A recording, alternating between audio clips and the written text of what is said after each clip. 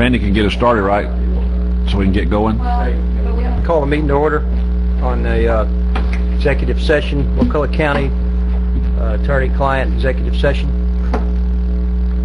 Thank you, Mr. Chairman. I've requested an executive session to discuss ongoing litigation in the matter of Boyles versus Wakulla County, which is pending in the Northern District of Florida, case number 411 CV 157 SPM WCS. The discussion, which will be closed to the public but recorded by a certified court reporter until the conclusion of the litigation, will be limited to settlement negotiations and or strategy relating to litigation expenditures. In attendance at this meeting will be Chairman Alan Brock, Vice Chairman Randy Merritt, Commissioner Lynn Arts, Commissioner Mike Stewart, Commissioner Jerry Moore, the County Administrator David Edwards, myself, and Brian Duffy, who is our special counsel defending the county in this matter.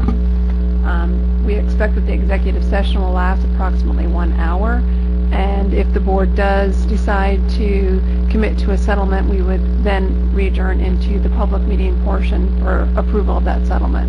Would that be under your items where we bring it back up? Probably could. You can either do it under my items or you could do it first thing so that we could get that done with. It's up to the board at that point. But we're set up in the back room so that we can convene back there and let the public stay in this room. Okay, just move on back. Yep.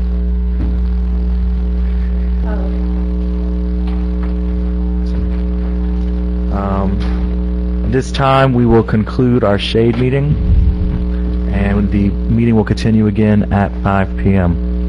Anything else we need to do? You don't need a motion, do you? Sorry. We're going to call the meeting to order.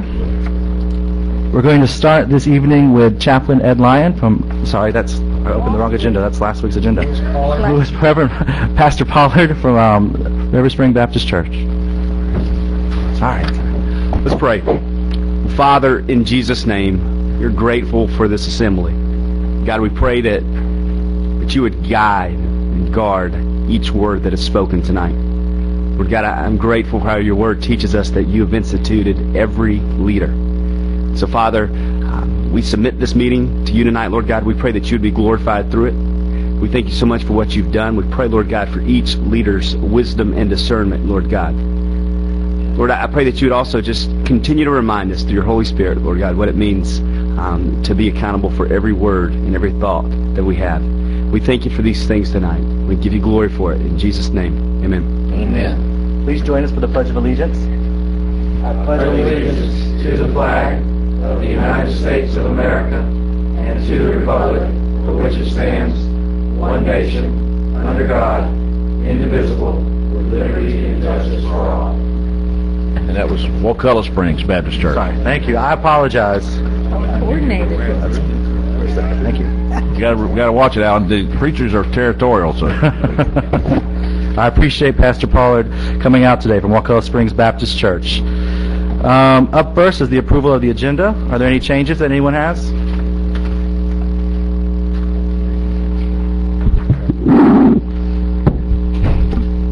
Commissioner Arts? Yes, Mr. Chairman, I would like to add 4 brief announcements. Under the consent agenda, I would like to pull tab 3. Under my items, they were to have been in the opposite order, so I would like to change that order now. So, and this is a little irregular maybe, but under general business, tab 10, before we get to a motion, I would like to have some board discussion first during that item. Okay. Can you repeat those for me one more time? Your changes, you want to have your items go in 2 different orders? Okay. My items, I'd like 12B to be first and then 12A. And you pull tab 3? I pulled tab 3 under the consent agenda. And you've requested discussion on the... under tab 10, I'd like to have some board discussion before we go to a motion and... Motion to approve agenda as amended. And you have 3 announcements under awards and presentations. 4 brief announcements. Second. All right, I have a motion and a second. Is there any other discussion? All right, all in favor? Aye. Aye. Excellent. Our first announcement is we're going to call up Pad Juarez with the Wakulla County Health Department. We're recognizing Pad tonight for the Project Public Health Ready. Jessica, if you could present Pad with the plaque. I want to recognize our County Health Department. This is presented to them on behalf of the National Association of County and City Health Officials for completing Project Public Health Ready and becoming a nationally recognized accredited local health department. Congratulations. Thank you all very much. These standards encompass all hazard preparedness planning, workforce capacity development, and the demonstration of readiness through exercises or real events. So it's a big deal, and we really appreciate y'all going that extra mile to make that happen. Thank y'all so very much. Next up, we have Bruce Ashley, who's presenting on behalf of Keep Wakulla County Beautiful. Thank you, Mr. Chairman. Commissioners, thank you for your service. I want to bring forward and remind the community as well as the Commission, Saturday, March 24th will be our Hazardous Waste Day. We have that twice a year in April and in October. March 24th is our next date. And we will be collecting paint, oil, chemicals, electronics, anything with a plug, solvents, cleaners, gas, fuel, batteries, fluorescent light bulbs, acids, and if you're unsure, we get mysterious items every year, and we have people there who can identify it. So please do not hesitate and leave those things around your homes. Bring it, and we will properly dispose of it. It's brought to you by the County Commission, ESG, the Wakulla County Sheriff's Office, Jefferson County Landfill, and Keep Wakulla County Beautiful. We cannot accept tires, and I would like to add another reminder that every day of the year, all day, we accept unwanted medications at the Sheriff's Office. So anybody who has pharmaceuticals or drugs or things of that type in their house that they don't want laying around, and we don't want them disposed of into the ground, they can be brought to the Sheriff's Office every day of the year.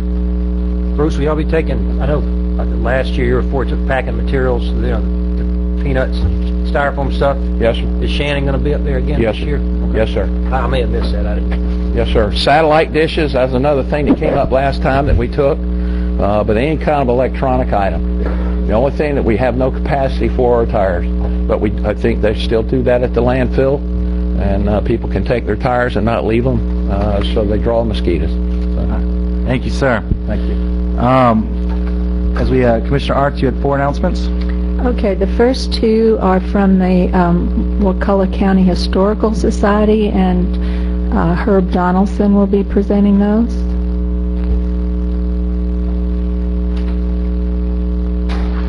Hello, everybody. Good evening, commissioners and citizens of Wakulla County.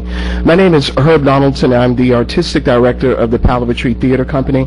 And this past February, I received a scholarship to an arts conference in Colquitt, Georgia, a place not far from here that was once called a ghost town with a population of around 6,400 people.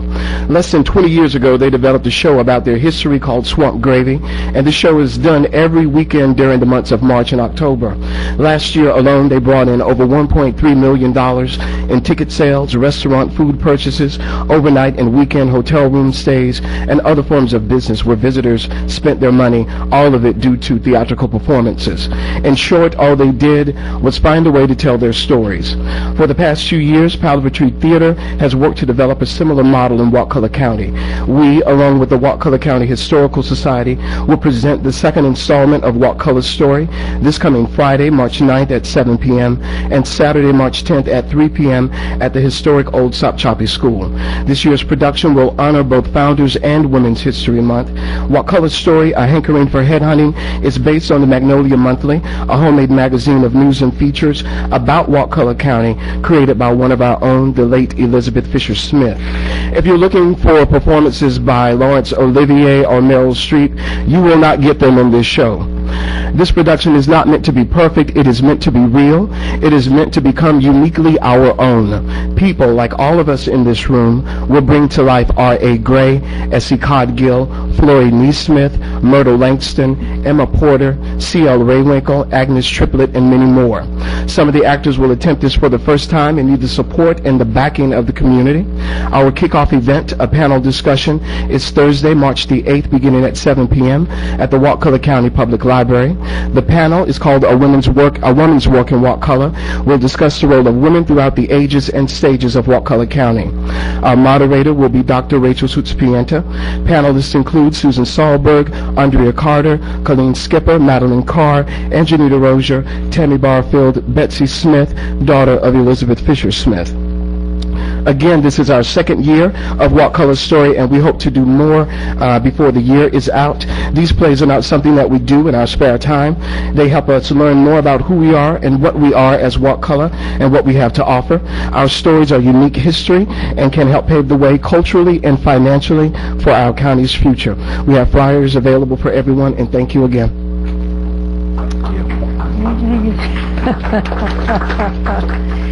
Okay. Thank you, Herb. And I'd like to invite Barbara Hines, one of our stellar local archaeologists, to tell us about Archaeology Month and the things that are going on. Thank you for inviting me to speak. My name is Barbara Hines. I'm with the Florida Public Archaeology Network. I'm the local representative here in this area. And as Lynn Arts mentioned, this month is Florida Archaeology Month. And to celebrate that, Florida Public Archaeology Network teamed up with the TCC Wakulla Center, and we're offering a free lecture series. Our first one was this past Thursday. Dr. Williams Lees was talking about the Natural Bridge reenactment and the history of Natural Bridge. Our next one will be March 15th. All lectures will take place at the TCC Wakulla Center, which is located at 5 Crescent Way in Crawfordville. They all start at 6:30. Our next one, as I said, is March 15th. Dr. Nancy White from USF will be speaking about her work in the Apalachicola River Basin region. On March 22nd, we have 2 underwater archaeologists from the Florida Bureau of Archaeological Research coming to talk to us about underwater archaeology in the Big Bend. And then on March 29th, James Dunbar, another local archaeologist, will be speaking about the Page Ladson and Wakulla Spring sites. All these lectures are free. Again, they're at 6:30 at the TCC Wakulla Center on the dates I mentioned. I have some flyers available, and I hope that all will join us. So thank you.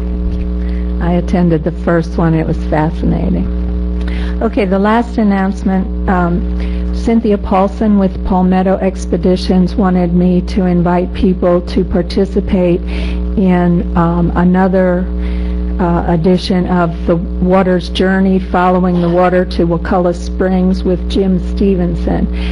They start up in Tallahassee and walk and talk and follow the path that the water takes to the springs. And for those of you who don't know Jim Stevenson, he is truly the greatest advocate for springs protection I think that we have in this state. And he's a delightful speaker, knows a great deal about Wakulla Springs, and I encourage you. This will be on Saturday, March 17th from 8 a.m. to 12 p.m.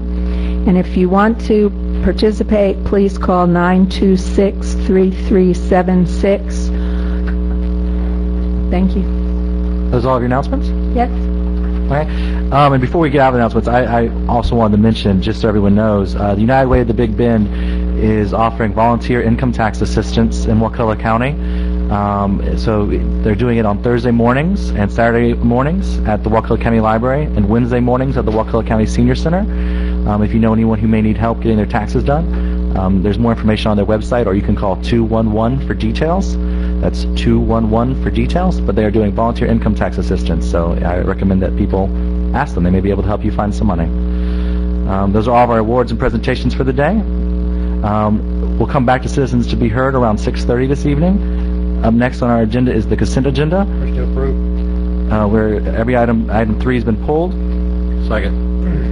All right, we have a motion and a second. All in favor? Aye. Tab number 3, Commissioner Arts, you asked to pull it? Yes. last fall, this board agreed to establish an advisory council or board of directors for our community center. And because that would take some time with resolutions, ordinances, we established a temporary advisory committee that has met twice. We had 5 representatives, excellent group. They met twice, and they had 3 tasks. One was to review a draft MOU with the YMCA, or a contract if it got that far along. The second task was to review the proposed renovations to the existing buildings that will be coming to the board soon to issue an RFP. And the third was to consider what might be the optimal representation on a board for an advisory council for the community center.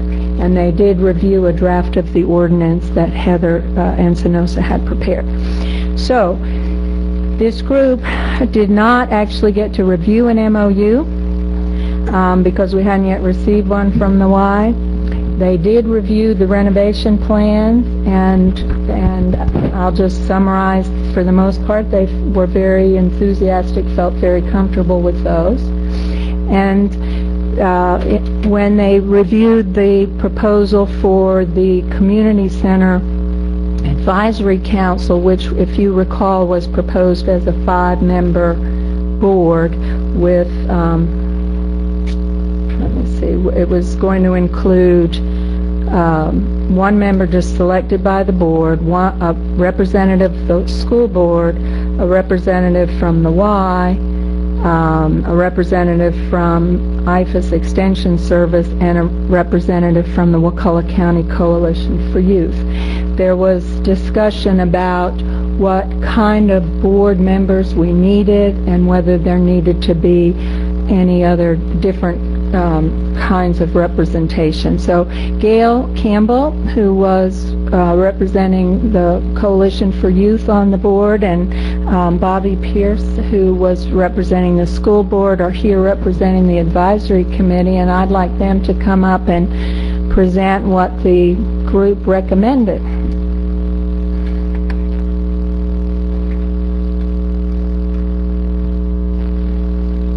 Thank you, Commissioner Arts. Chairman, other commissioners, thank you for allowing us this opportunity. It's been a long time coming, this community center, and it looks like it's really going to happen, and we're excited about that. I have a quick handout I'd like to give you just so you have in front of you. Here's some extras too for the staff. Bobby's going to make some comments in a few minutes, but I've been involved with the coalition for quite some time, and the coalition has studied this community center plan and idea for as long as you guys have. And the being on this short-term advisory committee, we've had 2 meetings. That's our job, 2 meetings, and we were asked to do the things that Commissioner Arts outlined for you guys. We had other people from the community serve on that advisory council too. That includes, I think they're here. If you're here, yeah, we have Les Harrison is here, Peggy Mackin of the Senior Center, Keith Lawhorn of the county office, and then the 2 of us met with folks a couple of times. Commissioner Arts, David Edwards, Ken Franklin of the YMCA, some of the YMCA officers, the architect, and Heather Encinosa. We took the job seriously, and everything collided to make it good for us to provide some input. I mean, the county ordinance was moving, but I want to back up just a minute and give you a little bit more history about the coalition's involvement. From the beginning, the county said, we're all on board for this community center, but, you know, we have to be conscious of the current economic times, and we have to do this with care, great care, and understand that the resources aren't flowing to fund this community center in a big and mighty way. The YMCA answered the RFP and said, you know, we want to do this in Wakulla County. We have experience doing this, but we also have to be careful and judicious in how we approach this, and it has to be at no cost to us. And so what that did is it left a big old divide, a gap. And so sometime in October, several of us met with the YMCA and county staff about an immediate grant opportunity. And as most of us in this room know, when grants come due, they were due yesterday. But this particular grant was with the Ounce of Prevention Fund, and the grant was written between Christmas and New Year's. 90 hours of time, of my time and the time of Hope Childry of Disc Village. And we put it together not with self-serving interest, but what this might do to bridge that gap and bridge that divide. Our greatest hope and prayer is that that will be funded, because it will provide some funding to help with utilities and some staffing and the needs that are going to be very real and genuine and surface in the days ahead. The job we had ahead of us, though, as an interim committee, was to look at the immediate next steps, and we wanted to look at what processes we thought might be unfolding and what we could do to assist the county in its work to build a bigger vision and dream that the community is expecting through you guys. And so what you have in front of you, the very last page of that handout, is an organizational chart. And I'm a visual person. You're not talking to me, but that I'm writing. And I'm not talking to you, but that I do not put something in front of you to read. And this particular organization chart speaks about how this community center management might unfold. And I'll just take you from the top. You have 30,776 people in this county, and you answer to them. And the county administrator David Edwards and his team answer to you, but it's a back and forth relationship.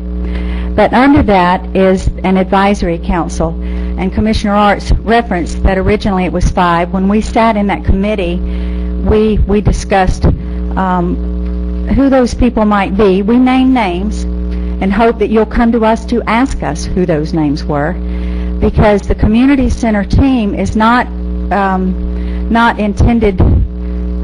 I would suggest that you would believe that it's for you to be advised by people who know how to raise money, people who know how to run a business and have done it effectively, people who currently run programs and services in this county.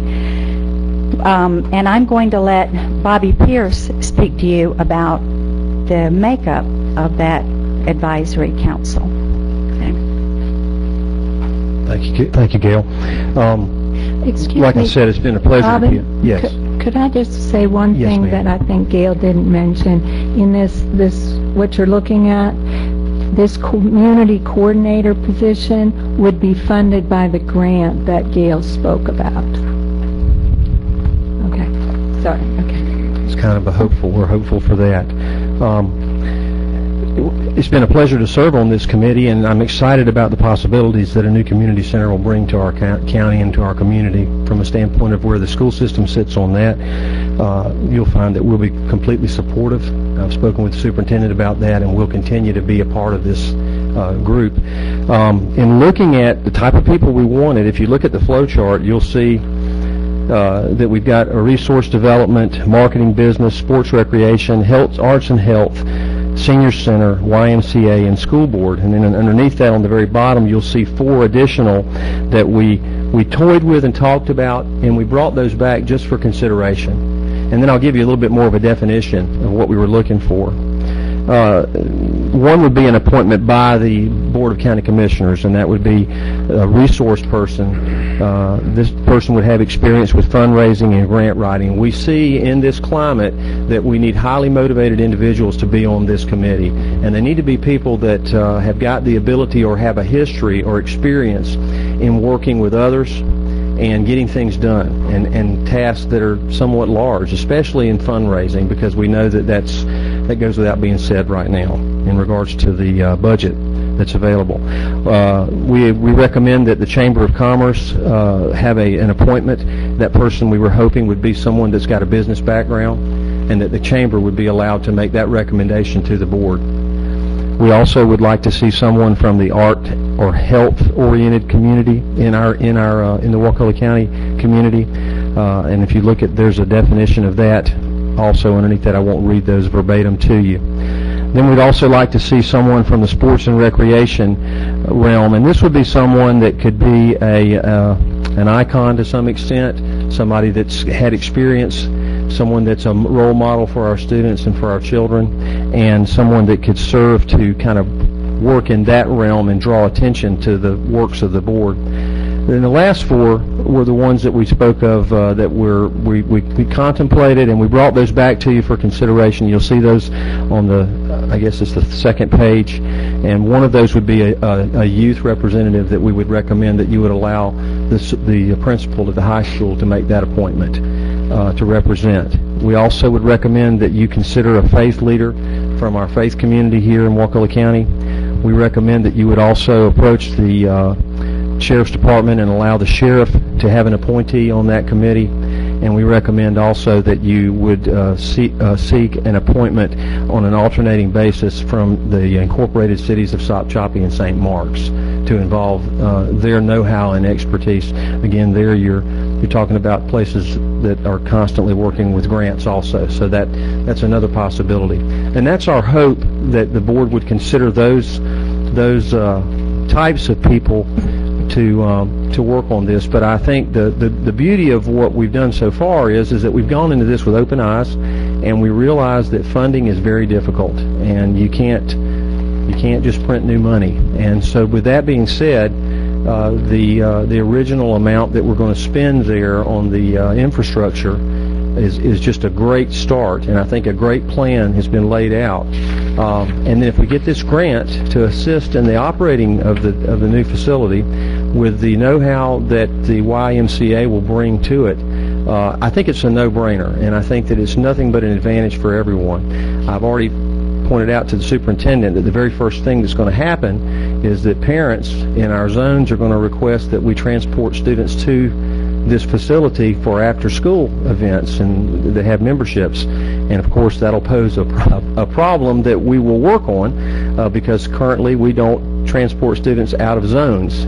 So that's something that we'll have to look at as a school board if this happens, but we'll gladly approach it with a positive attitude and try and make it workable for everybody. And I think if we approach it with that type of an attitude here as a community, the community center will fly, and I think it'll make a difference.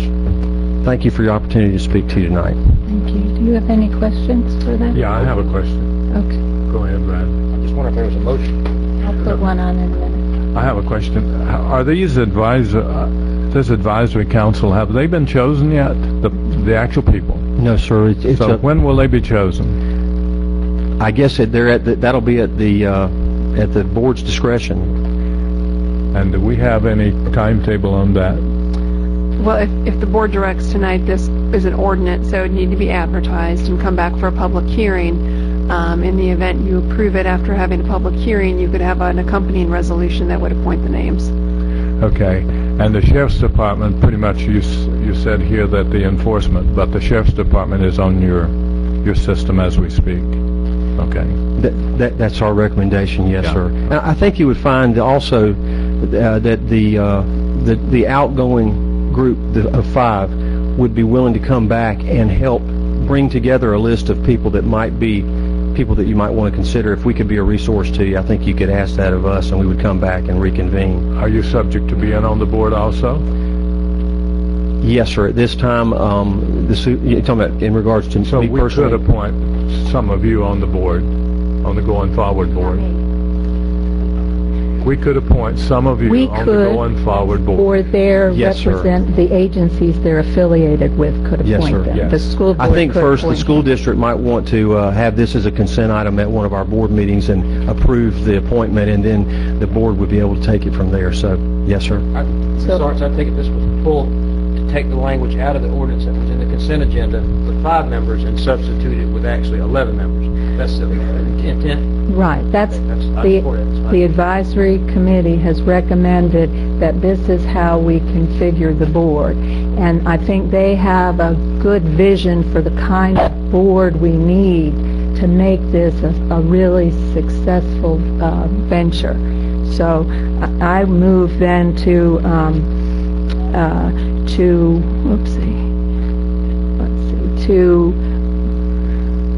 schedule and advertise a public hearing to consider adopting a modified version of this ordinance with an 11-member group that would become the Community Center Advisory Group. Second. Is there any additional discussion? Thank y'all for the time you spent bringing this. This is good, so we move forward with this. Commissioner Arts, I noticed you took off in the proposed one. The Youth Coalition had an appointment. Are you now not, and they don't have one, if I'm reading this correctly, a specific person that they get to appoint on this any longer? Is there any reason? Well, it wasn't that I took them off, but No, they're in there. Arts and health, I mean, around the table, they are in there. It may not be, As a specific, so Right. just... right, okay. arts, health, yes. and the school Enforcement, yes. board is to some extent also a Yes. youth representative. And then they've added a youth Okay. I person. could see where some of the overlap is. I just noticed that in the way it was our proposal, y'all were appointing versus now we'll be appointing. And, okay. Any additional discussion? All in favor? All right. Aye. Passes unanimously. Thank you. And thank you all for your again time. to the advisory committee for your service. Okay, moving on to planning and zoning items. I'm going to let the county attorney, because each of these are semi-judicial. We'll start with item 6, application for change of zoning for R11-5. Yes.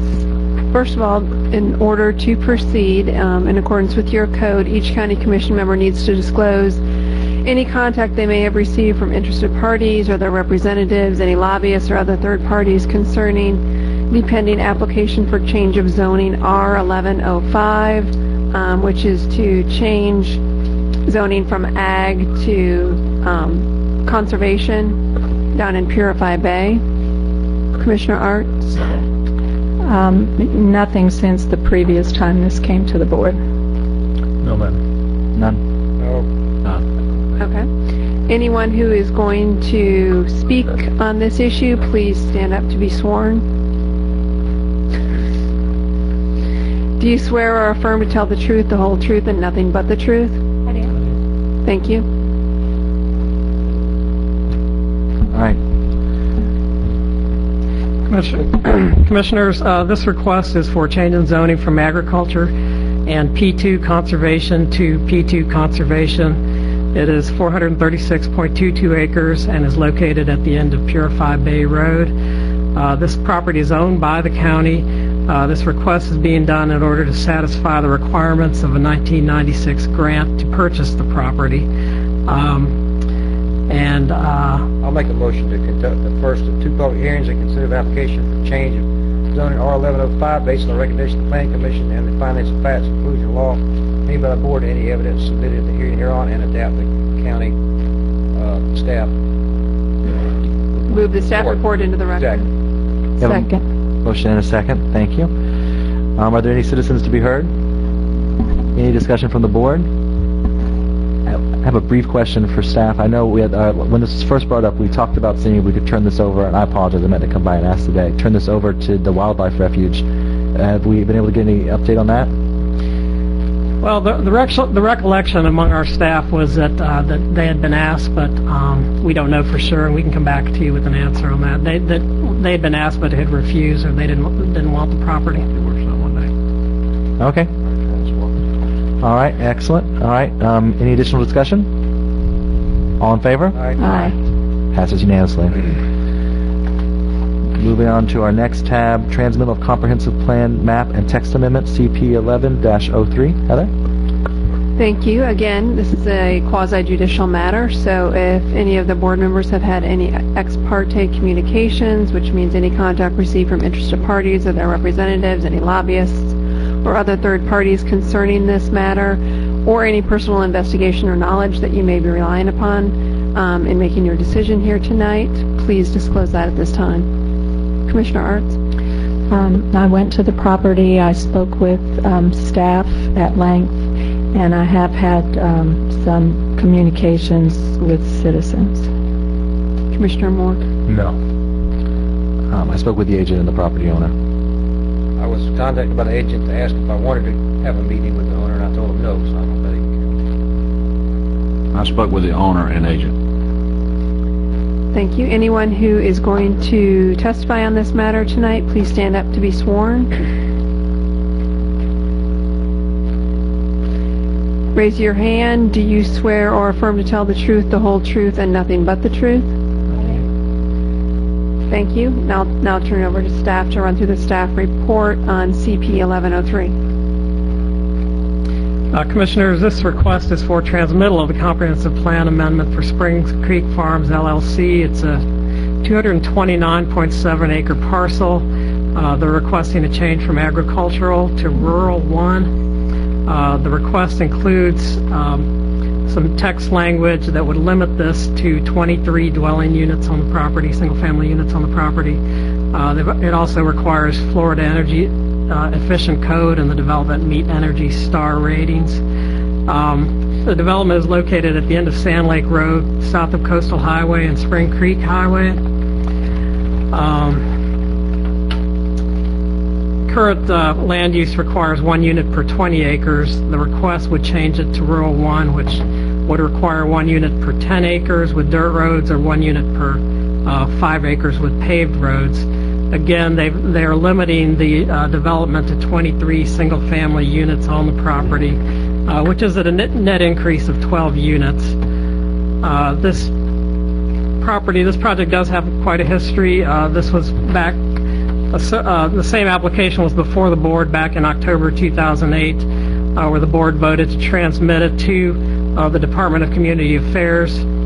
After objections, recommendations, and comments were received from the Department of Community Affairs, the board voted in May of 2009 to not adopt the application at that time. Following the denial of the application, there was litigation regarding the property and finally a settlement agreement. This is back before you with the same sort of application. And again, to be consistent with staff's previous position, we're recommending board direction on this action. Is there a motion?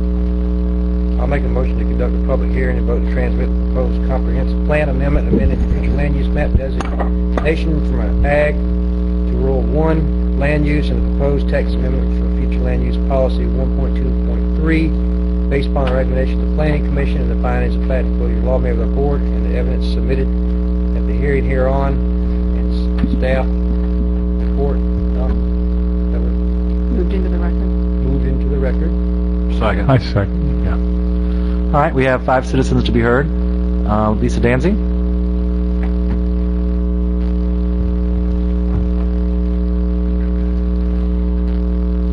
Hello, my name is Lisa Danzy. I live at 9 Spring Creek, and I just want to say that I support this, and I think that it's a creative and imaginative project, and it's a good option for Wakulla County citizens. Thank you. Thanks. Joey DeMello.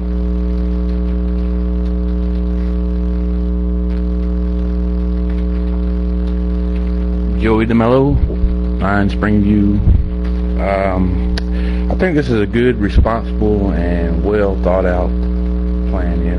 And I hope y'all feel the same way. I'd like to see it move on. Thank you. Thank you. Bob Danzy Sr.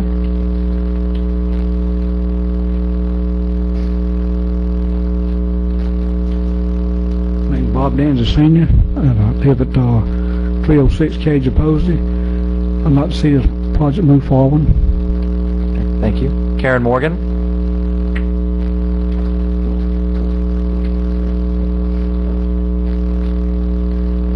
name's Karen Morgan, 102 Summerwood Drive, and I'd like to see this project move forward. Thank you. Bob Danzy Jr.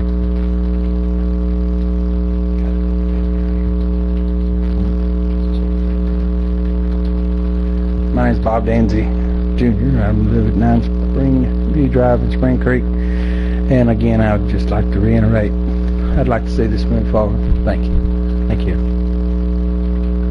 All right, any additional discussion from the board? Commissioner Arts? Yes, I opposed this project the first time when it came to the board, and it really, I have the same concerns then now that I had then, and one of them relates to the fact that this originally was based, I think, on a housing analysis that's outdated, and we had a more recent housing analysis that showed we don't need more residential development. We have a surplus of homes, and so we're hurting the people who are trying to sell homes now if we're approving more homes to be built. The other, and this is the main reason that I opposed it before, is that it is, I think the Department of Community Affairs had it right. They described this as not a logical or reasonable development pattern. They said it is not energy efficient use of land, and they raised transportation concerns. If we have 23 home sites and we have couple with 2 working members, we could potentially have 46 more people who have to get in a car to drive to Tallahassee. And they certainly will have to get in a car to drive for anything. There's no development, residential development this dense around there. And I think Mike Keyes wrote a very nice letter back in 2007 actually suggesting that this is kind of leapfrog development because it's putting, rather than putting dense near dense, it's leapfrogging some much less dense area and increasing density.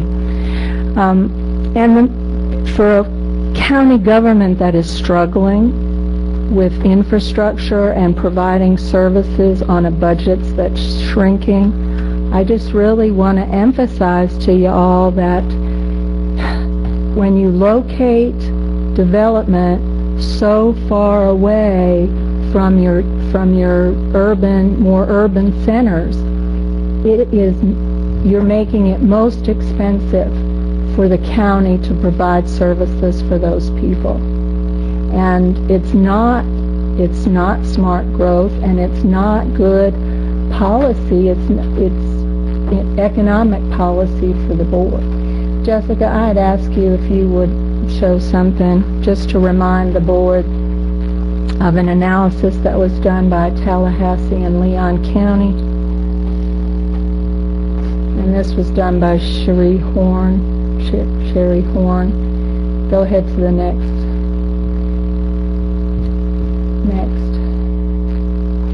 Okay, she was looking at, in their area, how many households were likely to increase and what the average household size, and how many square miles of land would those household needs, how many roads would be needed to serve them.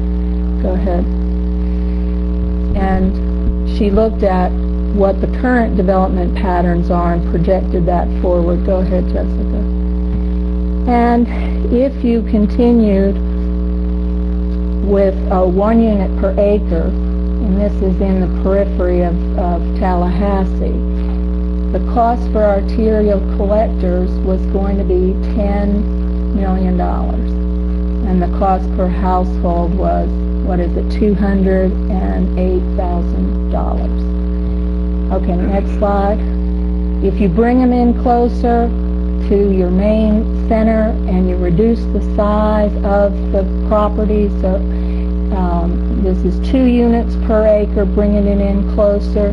There you reduce the cost for the arterial collectors down from 10 to $4,600,000, and the cost per household to $100,000. Next. And then here, this is really smart growth where you have clustered, you have your density near your more urbanized areas, and you bring it down to, I'm saying $1 million. Is it $1 billion, or I'm not reading it right? Okay, so anyway, all my millions were billions. Sorry, but anyway, the point is, it is incredibly expensive, and this was just roads. And when you add to that all your services, EMS, fire, all of that, if you have your residential development and your commercial development closer to Crawfordville, that is a more efficient growth pattern. And what we're being asked to approve today is kind of the epitome of inefficient growth. And I can't support it. So, a quick question, Commissioner Arns. Where in Crawfordville would you put 10-acre lots? There are plenty of places in the county for 10-acre lots. I'm saying these should be left at 20, and you should get more. Rather than increase the density out in this extremely rural area, if we're going to increase density, we should be increasing it closer to our denser areas, closer to Panacea, closer to Stop Shop, closer to St. Mark's, closer to Crawfordville. Okay. That's what I'm saying. I was just trying. I hope that. Yeah. And then it's not going to bankrupt our county to be trying to provide infrastructure and services to these distant locations. Like Smith Creek. Like Smith Creek. Every time a sheriff's deputy or an EMS or whatever has to go to one of these homes, we don't have enough ambulances and fire trucks and sheriff's deputies to be serving these outlying areas as it is, let alone to be increasing the density out there. So anyway, I'm not going to talk anymore. I understand your point. Some people like living in Smith Creek Village, so I'm going to... Okay, well... Thank you. Okay, thank you. Any further discussion? Well, I'm just going to echo the same comments, I guess, agreeing with Wendy. I think that with the rules and the way this is being set up, I think there's a lot of potential to be a really great development that's going to attract a certain type of person. And there aren't that many 10-acre lots set up in Wakulla County. And I think, even though this does double the density from 1 house per 20 to 1 house per 10, that it does it in such a way that I think it makes for a great project. And I was a fan of this when it came through a couple of years ago, and I'm glad to see it coming back. Did we not just approve one for 10-acre lots right next to Wakulla Springs State Park? Yeah. Ms. Arch, you mentioned this is a way out in the country. Actually, that's probably, I don't know, it's maybe 500 feet off of 98, and the park is probably another 500 feet off that. So you've got the park within maybe 1,000 feet of this, and they're on 1 acre. I think you may live on 60 acres, is that correct? I live on 20, but yet you're asking everybody else to move in on top of each other. I don't see the... No, I'm asking people there to live on 20 acres. Well, your idea is that you want to bring everybody close together and bring them into town, but yet you and I want to live out by ourselves. But live there on 20 acres the way the comp plan is currently set up. That's fine. I would approve it in a second. You and I are so far in opposite of this sort of thing that I was having a hard time keeping a straight face while you were talking. Mm-hmm. We were just so far apart. Okay. Any additional discussion? All in favor, say aye. Aye. All opposed? Aye. Passes 4-1. Heather, moving on to tab 8, which is Transmittal of Comprehensive Plan Map Amendment CP 11-4. Thank you, Mr. Chairman. Again, this is a quasi-judicial matter for your... So if you have had any ex parte communications on this issue, now would be the time to disclose them.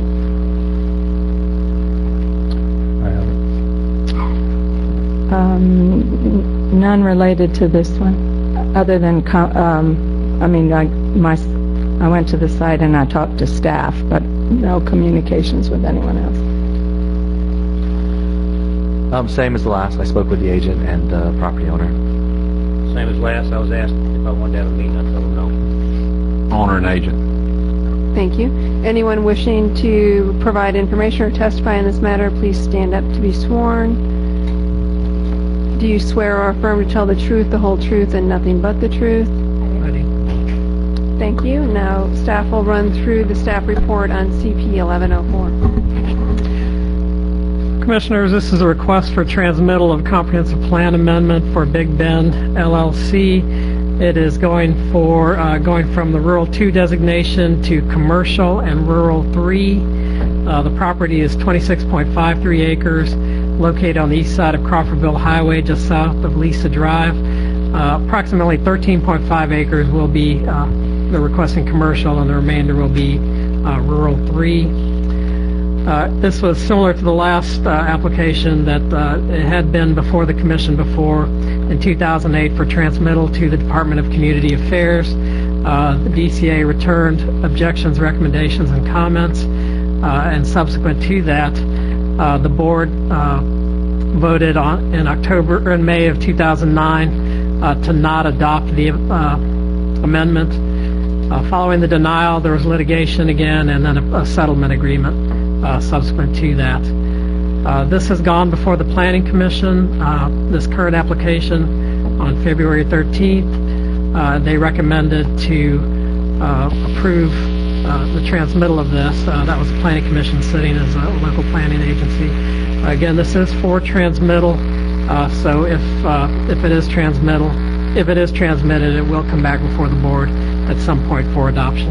Make a motion to conduct a public hearing and vote to transmit the proposed comprehensive plan amending the future land use map designation from Rural 2 land use to Commercial and Rural 3, based upon the recommendations of the Planning Commission and the findings of past conclusion of law made by the board and any evidence submitted at the hearing herein. Second. We have a motion and a second. We have several citizens to speak. Bob Danzy Sr.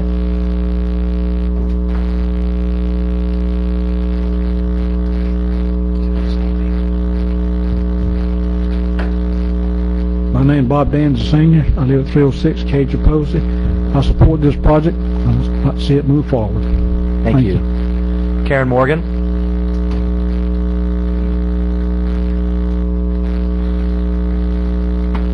Karen Morgan, 102 Summerwood Drive. I support this project, and I think it'd be good.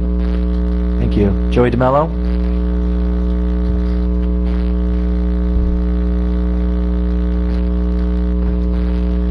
Joey DeMello. I think, again, this is a good, responsible plan, well thought out, and I'd like to see it move forward. Thank you. Mr. Chuck Hess.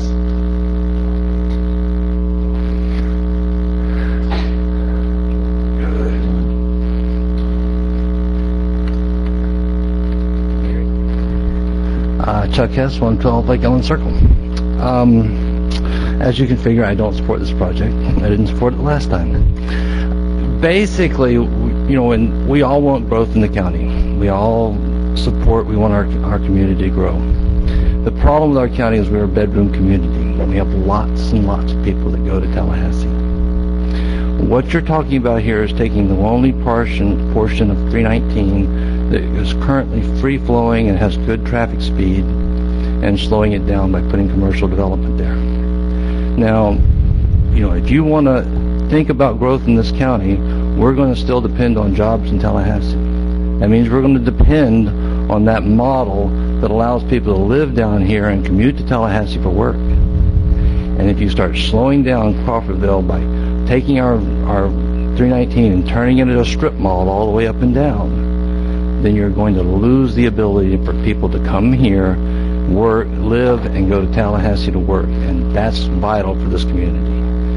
Eventually, you will build a town center. Once you have a community inside Crawfordville that works and can support the population out there, maybe. But right now, you're still dependent on people getting to Tallahassee, and slowing down traffic on 319 is the wrong move for growth in this county. Thank you. Thank you. Mr. Bob Danzy Jr.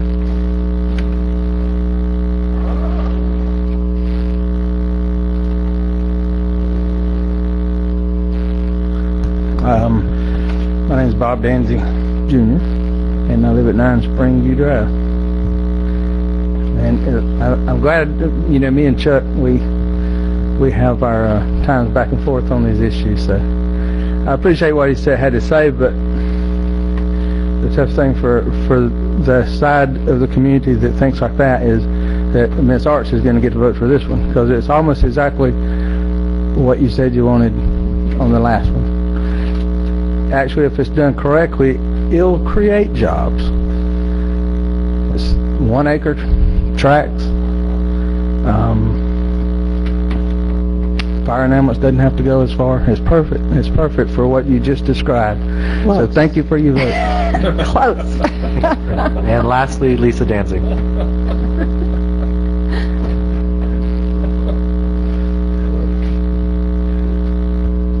Hello, I'm Lisa Danzig, 9 Springview.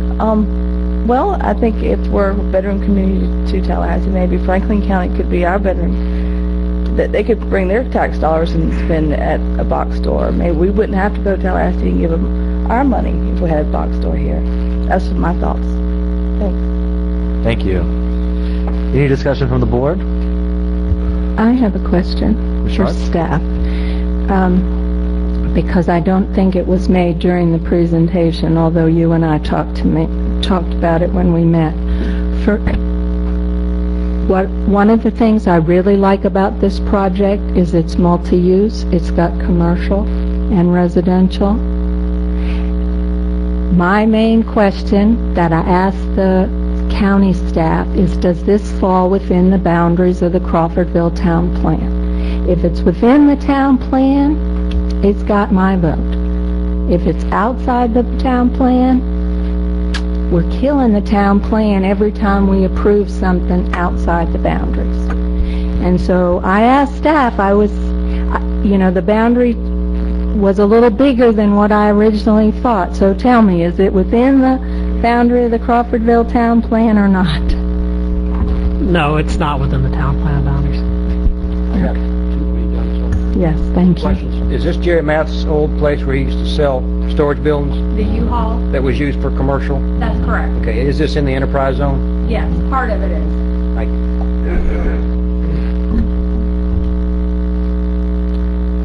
Any other discussion? Randy got to the points I was going to make. It's a traditional It's been commercial for a while, and I think it'll be nice.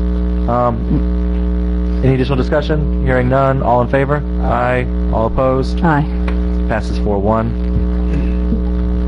Last of our planning and zoning items this evening, adoption of application for comprehensive plan text amendment to special area plan 1 of the future land use element CP 11-05. Heather? This is the second time you have heard this matter. You originally voted to transmit this. It's come back now for your final public hearing. Your vote tonight would approve it. This is concerning Mr. Boynton's property and some amendments that have been requested to the special area plan. If you have any ex parte disclosures to make about this project, now is the appropriate time. This would be the Heritage. Yes. Yes. Well, I've been involved somewhat in with Mr. Boynton and the Heritage Group to facilitate this. So I haven't had any conversation in the last month, probably. I've been to the site, although I missed a chance to go see it with Cal. Sorry about that, Cal. I have spoken with staff, and I have had some communications with Heritage Village, Heritage Project people. Spoke with the Mr. Ben Boynton. No. I've worked with the Historical Society and spoke with the owner, but only briefly. Okay. Anyone who's going to provide information, please stand up. Do you swear or affirm to tell the truth, the whole truth, and nothing but the truth? I do. Thank you. I'll make a motion to conduct a public hearing and vote to adopt the application for comprehensive plan text amendment to special area plan 1, the future land use element, CP 1105, based upon the recommendation of the Planning Commission and the findings of facts and conclusions of law made by the board and any evidence submitted at the hearing hereon. Second. You're in. On. We have 3 citizens to be heard. Mr. Chuck Hess. I was curious to hear your thoughts. Richard Harden. Hey, I'm Richard Harden, 33 Yellow Jacket Avenue, South Chopper, Florida. I'm also Vice President of the Historical Society, and we've been working for quite some time with Mr. Borton and with the County Commission to bring the Heritage Village to a reality. And this piece of property is very crucial for that to happen, and it'll give us a place for us to locate the homes that have been donated through the years, and it'll also provide, I believe, a calling card for our county. Once it gets established, it'll be a way to preserve our heritage, and it'll be something else that people can come here and spend our tax dollars. But I would just like to speak in support of this and ask you to approve it. Thank you. Thank you. And Mr. Ben Boynton.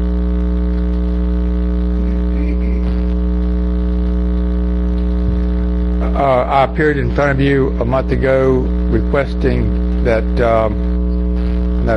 it was back in 2011 that we submit this to DCA for their comments. They came back as no comment, meaning that they had no issues with it. And at the commission meeting that we had prior to the submission of this, the board requested that I do a letter or agreement, if you will, between myself and the Historical Society. We did put it on pen, and everybody agreed and signed off on it. I think it's fair. It meets all the criteria that I had, and I think it meets all their criteria, and I hope it meets the county's criteria.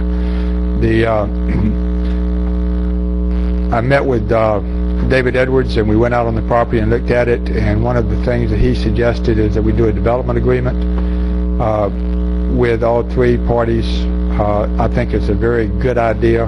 That way we'll have a contract that is enforceable between all 3 parties. Everything will be put to bed. There should be no issues that are left outstanding, and we'll do this prior to the actual PUD and the preliminary plat, so that when the money is being spent, everybody is on the same page, and we don't go back and forth, and we can push and get this thing done as quickly as possible and to everybody's enjoyment. So thank you very much. Thank you. We had a couple people arrive late who weren't able to be sworn, so we won't be allowed to let you speak because it's quasi-judicial, but there are, and I can also, looking out in the crowd, there are many people in Historical Society shirts here tonight showing their support for this. Any additional discussion from the board? I do. One thing, Ms. Green, I talked to Ms. Green a couple of times, maybe 3, 4, 5, or 6, and she said that she hoped that she lived long enough to have this come to pass. And I would like to thank Mr. Boynton. This is an unbelievable gift. When would the Historical Society ever had the money to receive this gift? This is, in yesterday's money, this is a $500,000 gift. Today's money is somewhat less, but this is nevertheless a gift from Mr. Boynton to the Heritage, and y'all are all, you've worked this thing out, and Ms. Green, you are here tonight, so this did happen in your watch.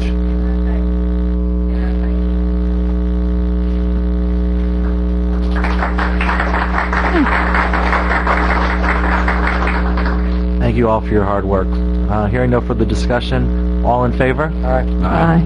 Passes unanimously. Moving on to our general business items this evening. First up is item 10, which is request board approval of a resolution establishing and appointing members to the Wakulla County 2020 Advisory Committee. Commissioner Arts had requested that we have a brief discussion before we make a motion this evening, and thank you. I know after we discussed enlarging the size of the committee that had been suggested to us by the Chamber of Commerce, and then I think we all got an email from Mr. Parham suggesting some additional things.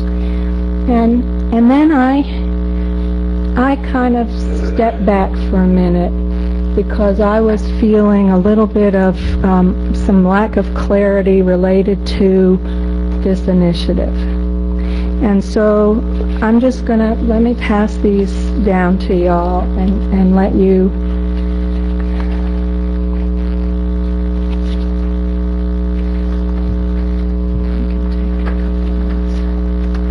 and maybe give one to Jessica or whatever. Okay, so before we establish an advisory group, I thought that it was important to be clear on what this initiative is. And so on the left column, I started going through my recollection of the history of this.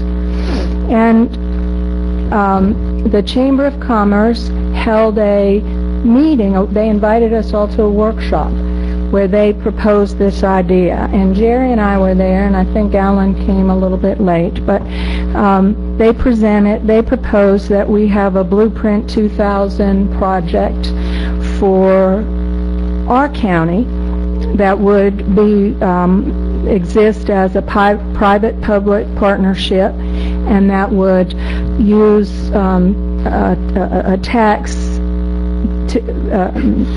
that could be voted by a referendum to fund a mix of capital improvement and environmental projects. That's kind of how they summed it up to me. But knowing that we had a smaller tax base, that there would be fewer and smaller projects we could do. And then what I kept hearing people talk about was 319. It sounded like it was very focused on 319 and widening 319. Then it kind of evolved. I started hearing more about, well, this will help us implement the Crawfordville Town Plan. And I wasn't real clear on what that involved. And then at our last meeting, Alan brought an item, and the proposal was that we're going to, if the public passes this referendum, we would vote in a half-cent sales tax, and that would raise, in conjunction with grants, I think the figure was something like $10 million, and we would use that the committee, this partnership, this new entity that will be very independent, would use the funding for 5 intersections on 319 to improve those and speed commuter flow, and then unspecified road projects. And I know Jerry was surprised to hear that boat ramps couldn't be included in it. I was not surprised. They were surprised. They were surprised. You had done your homework. Right. Okay, well, so basically what was presented to us was a roads project, really focused on 319. Mike made the good suggestion, well, let's start accumulating funds so that we can accelerate the widening, that we'll bring something to the table and DOT will be more likely to. So that's kind of where I saw it evolving to. And forgive me if I don't have a good handle on it, and maybe if I need to stop and have somebody fill me in on where we are. But it seemed to me, and where I started to get a little anxious, is that about setting up an advisory committee to put this on the ballot and also spend the money that's raised, if that should come to pass, is I wasn't sure the concept was fully developed. The mix of projects didn't sound as diverse as what Blueprint 2000 had. I thought the appeal was mainly going to be limited to 319 commuters. And I also thought the latest name that was proposed, Wakulla 2020, may be setting up some unrealistic time expectations. And I didn't know where the 2020 came from. If that was, I don't think it's an ending date for the tax, and it's a completion date for the projects. I don't know. anyway, so I started trying to think, what is it that this money could be used for beyond road projects? And Heather said that it can be used for mass transit, it can be used for bike lanes, some of the things that as a county we've talked about.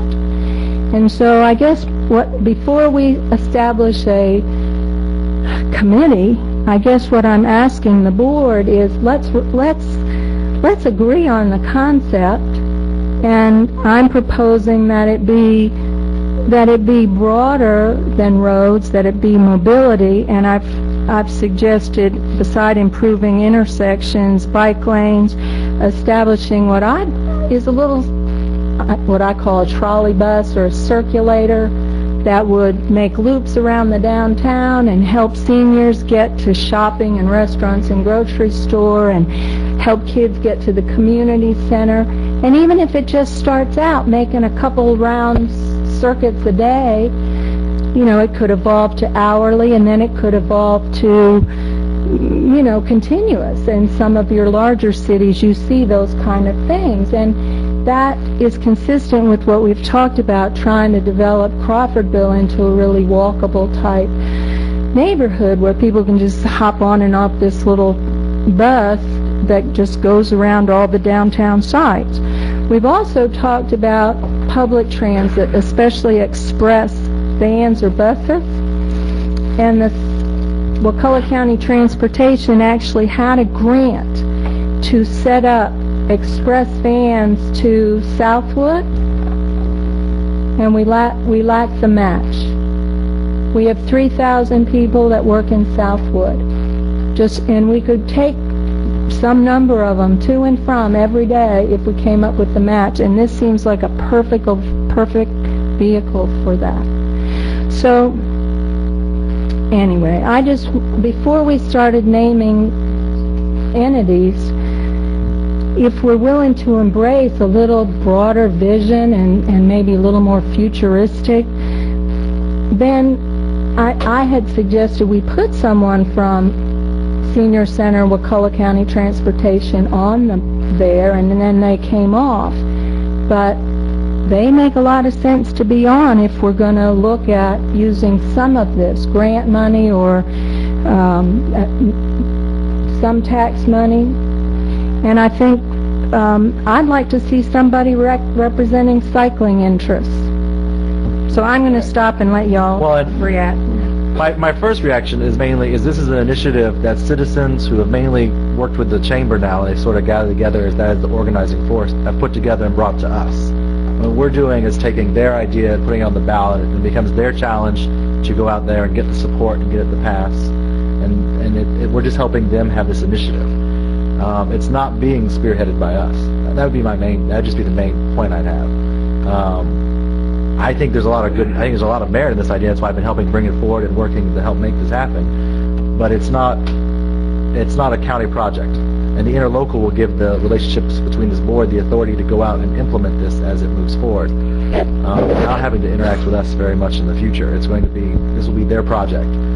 But if we only appoint people who are thinking roads, that's all that the county's going to get. The voters who vote for the tax increase and pay out of their pockets, they're only going to get roads, and we know there are voters people who want other things. We'll let Commissioner Merritt would like to speak.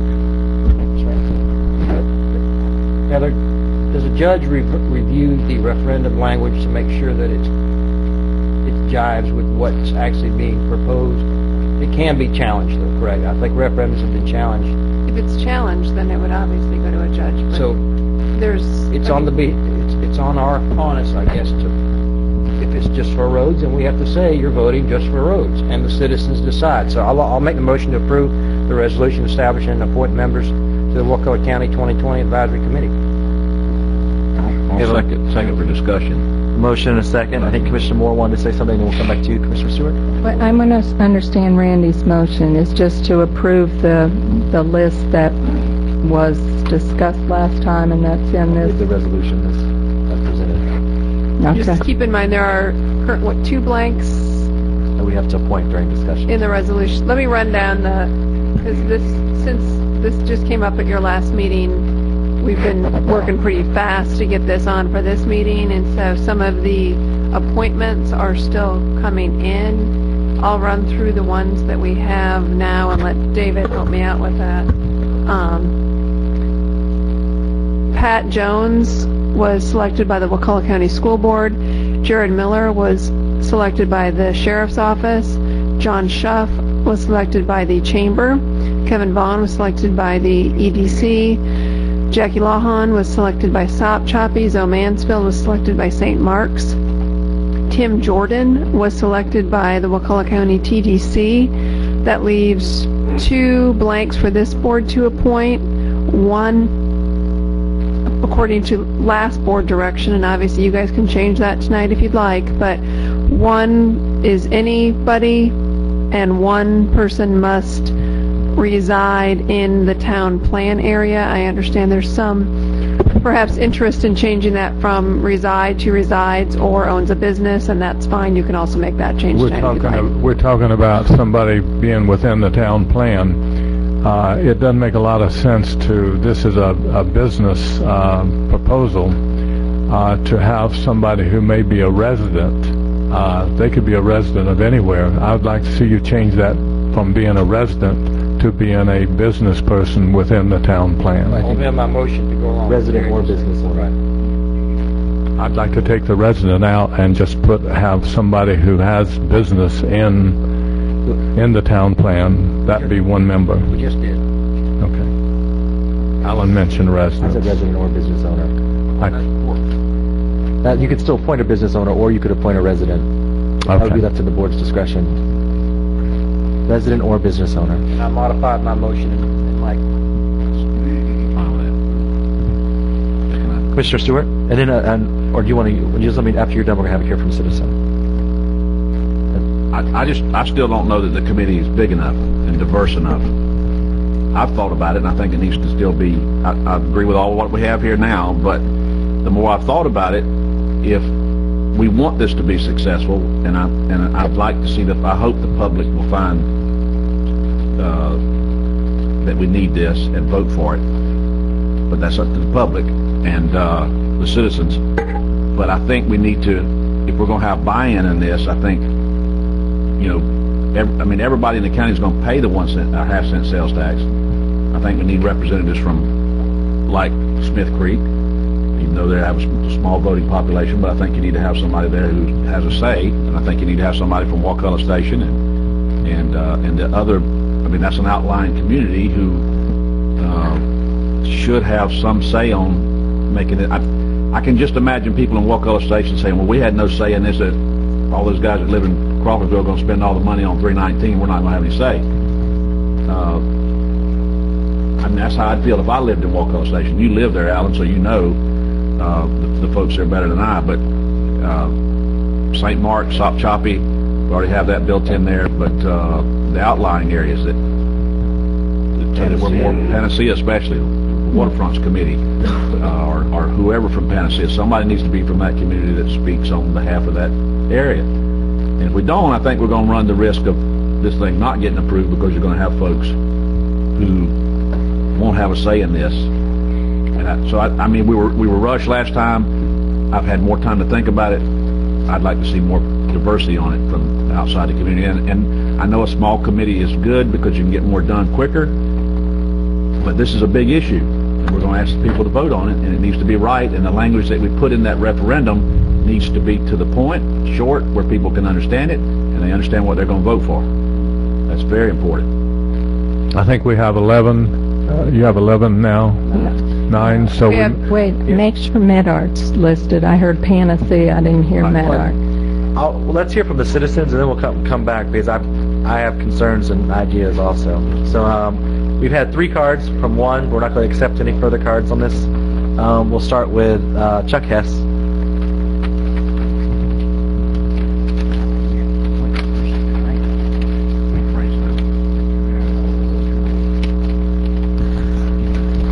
Chuck Hess, 112 Lake Ellen Circle. I'm not opposed to this whole idea. I think it's a good idea for the developing community. But my concern here is that everybody that you're talking about on this committee seems to be a commercial interest that's going to, not only do they have to collect the tax, but they're also going to profit from the development of the community. And I'm concerned that you'll have, well, I'll put it this way. I like Mike's idea. Let's make the committee more diverse. So you have a whole host of ideas and a whole presentation of different ideas in this community that are not just business interest ideas, but might be more a community interest idea, or some other interest ideas that are on the committee and have a voice in this thing. If you're going to sell this to the public, and they're going to have to pay more taxes, you're going to have to make sure that they feel that you're going to be doing what's good for them, not just what's good for the businesses in Crawfordville or the businesses on 319. And that's going to be real important to move this forward. And you need a big, large, diverse community, committee to do that. Thank you. We have, excuse me. Page Clean. Paige Colleen, 360 Masha Sand Road. I do belong to the waterfronts, but tonight I speak for myself. I would like to see a more diverse group, simply because Panacea seems to end, Wakulla County seems to end at 398, or 98 and 319. Panacea seems to be the red-headed stepchild, and I've said this before, and we would like to not be the red-headed stepchild, so if you don't mind, I would like for somebody from this area to be included. Thank you. And lastly, James Parham. Thanks. Thank you. Jim Parham, 2519 Surf Road. And I, too, think that there ought to be more representation, if none other than by identity. And that I think that one representative could very well represent Masha Sands, Panacea, MedArt. All of those are connected together linkage-wise. And but the thing is, that we can get too large and too unwieldy. And I worked on Pinellas County on their chamber to get the extra half-cent sales tax down there. I watched with great scrutiny what happened to Blueprint 2000. There was a huge number of people involved in each one of those to bring in various parts of the community, in the religious circles and all, and that it's not so much that they are actually being represented if they feel like they're being represented simply by being named as part of. And yes, we might have a Sop Choppy member, but it really ought to be Sop Choppy Smith Creek, and that ought to really be truly embraced rather than just by name. And that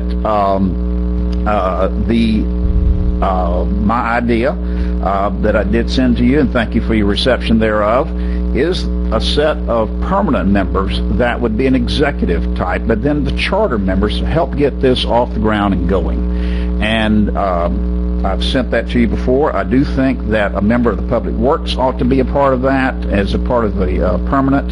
A charter members of senior citizens. Those people and the business people, the seafood and timber industries. Those are the people who transport products across the roads. Those should be somebody that should be brought in at least in the formative stage of such a thing. My biggest fear is this.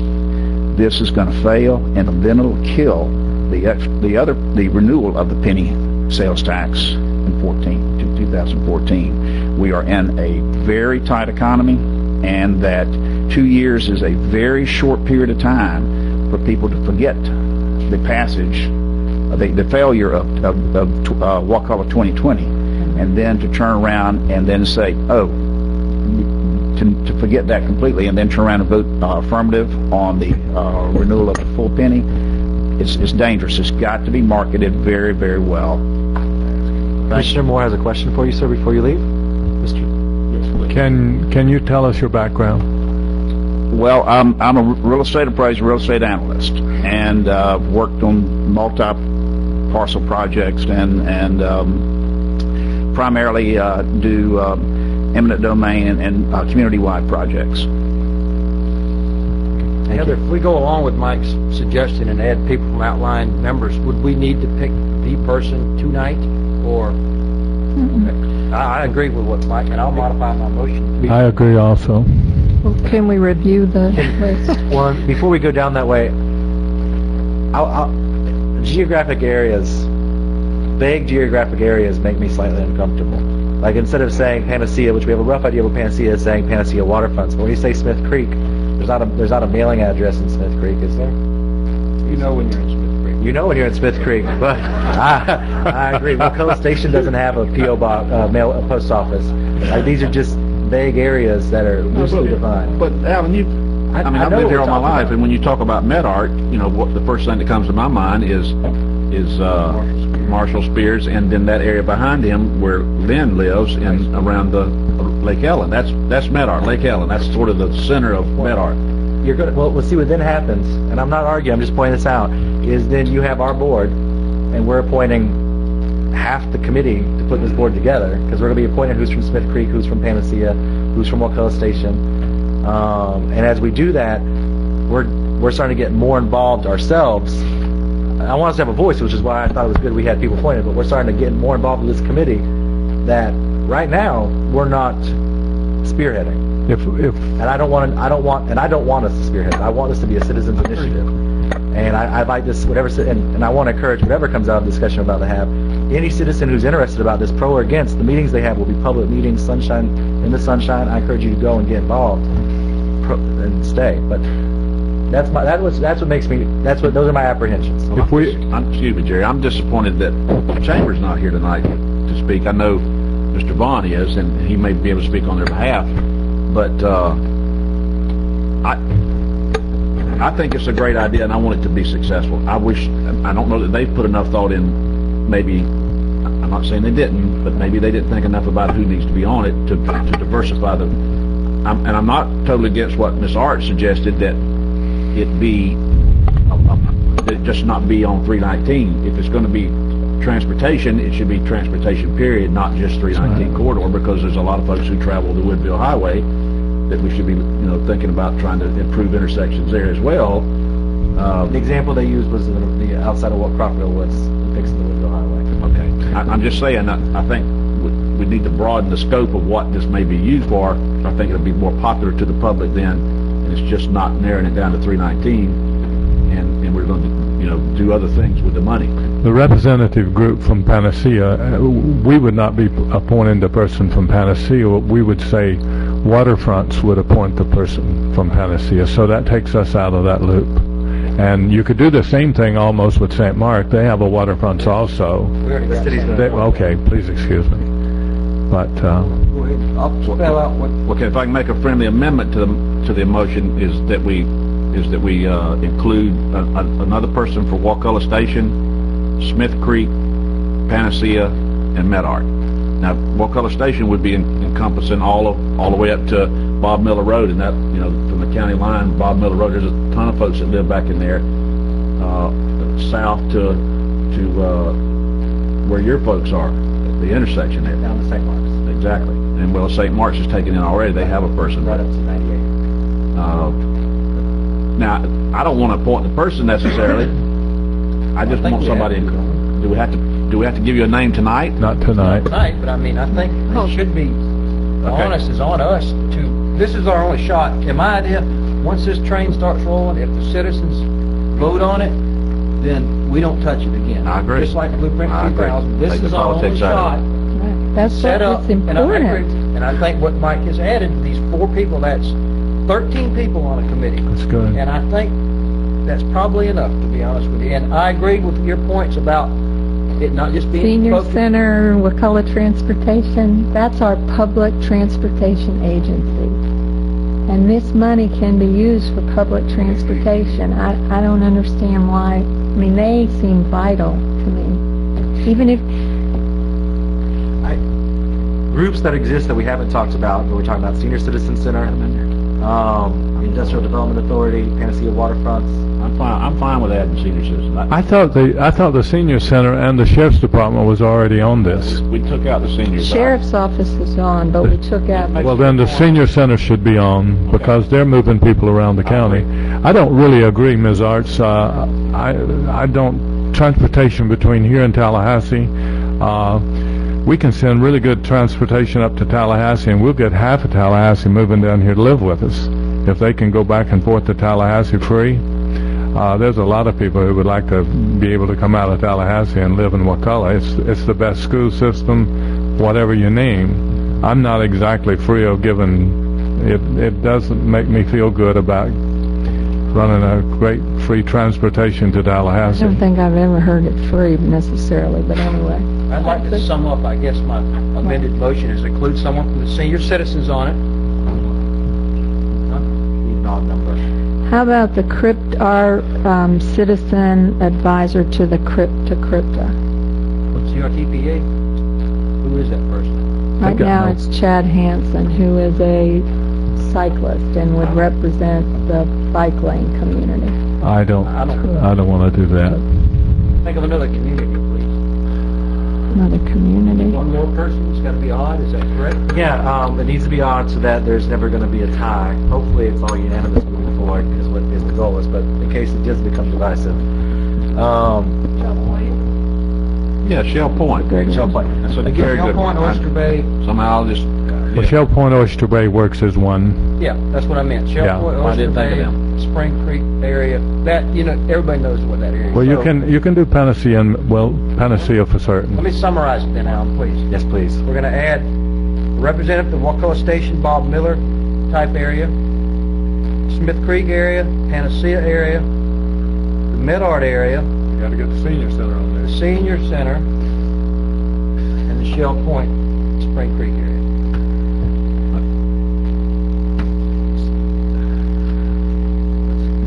So Panacea Waterfront is who's going to represent Panacea? No, Not not necessarily. necessarily. If we're going to pick a person from these communities, we should be responsible to pick a person from Panacea. I'm going to personally, I would ask somebody like Paige or somebody on the Panacea Waterfronts Committee to give me a name. I think that's true. It may be Sheree Posey, it may be Exactly. Ron Fred Crum, it could be anybody. But I think that's somebody. true because the waterfronts is the driving force in Panacea. If you don't mind, I'm going to ask Kevin do you mind providing insight? You can say you do.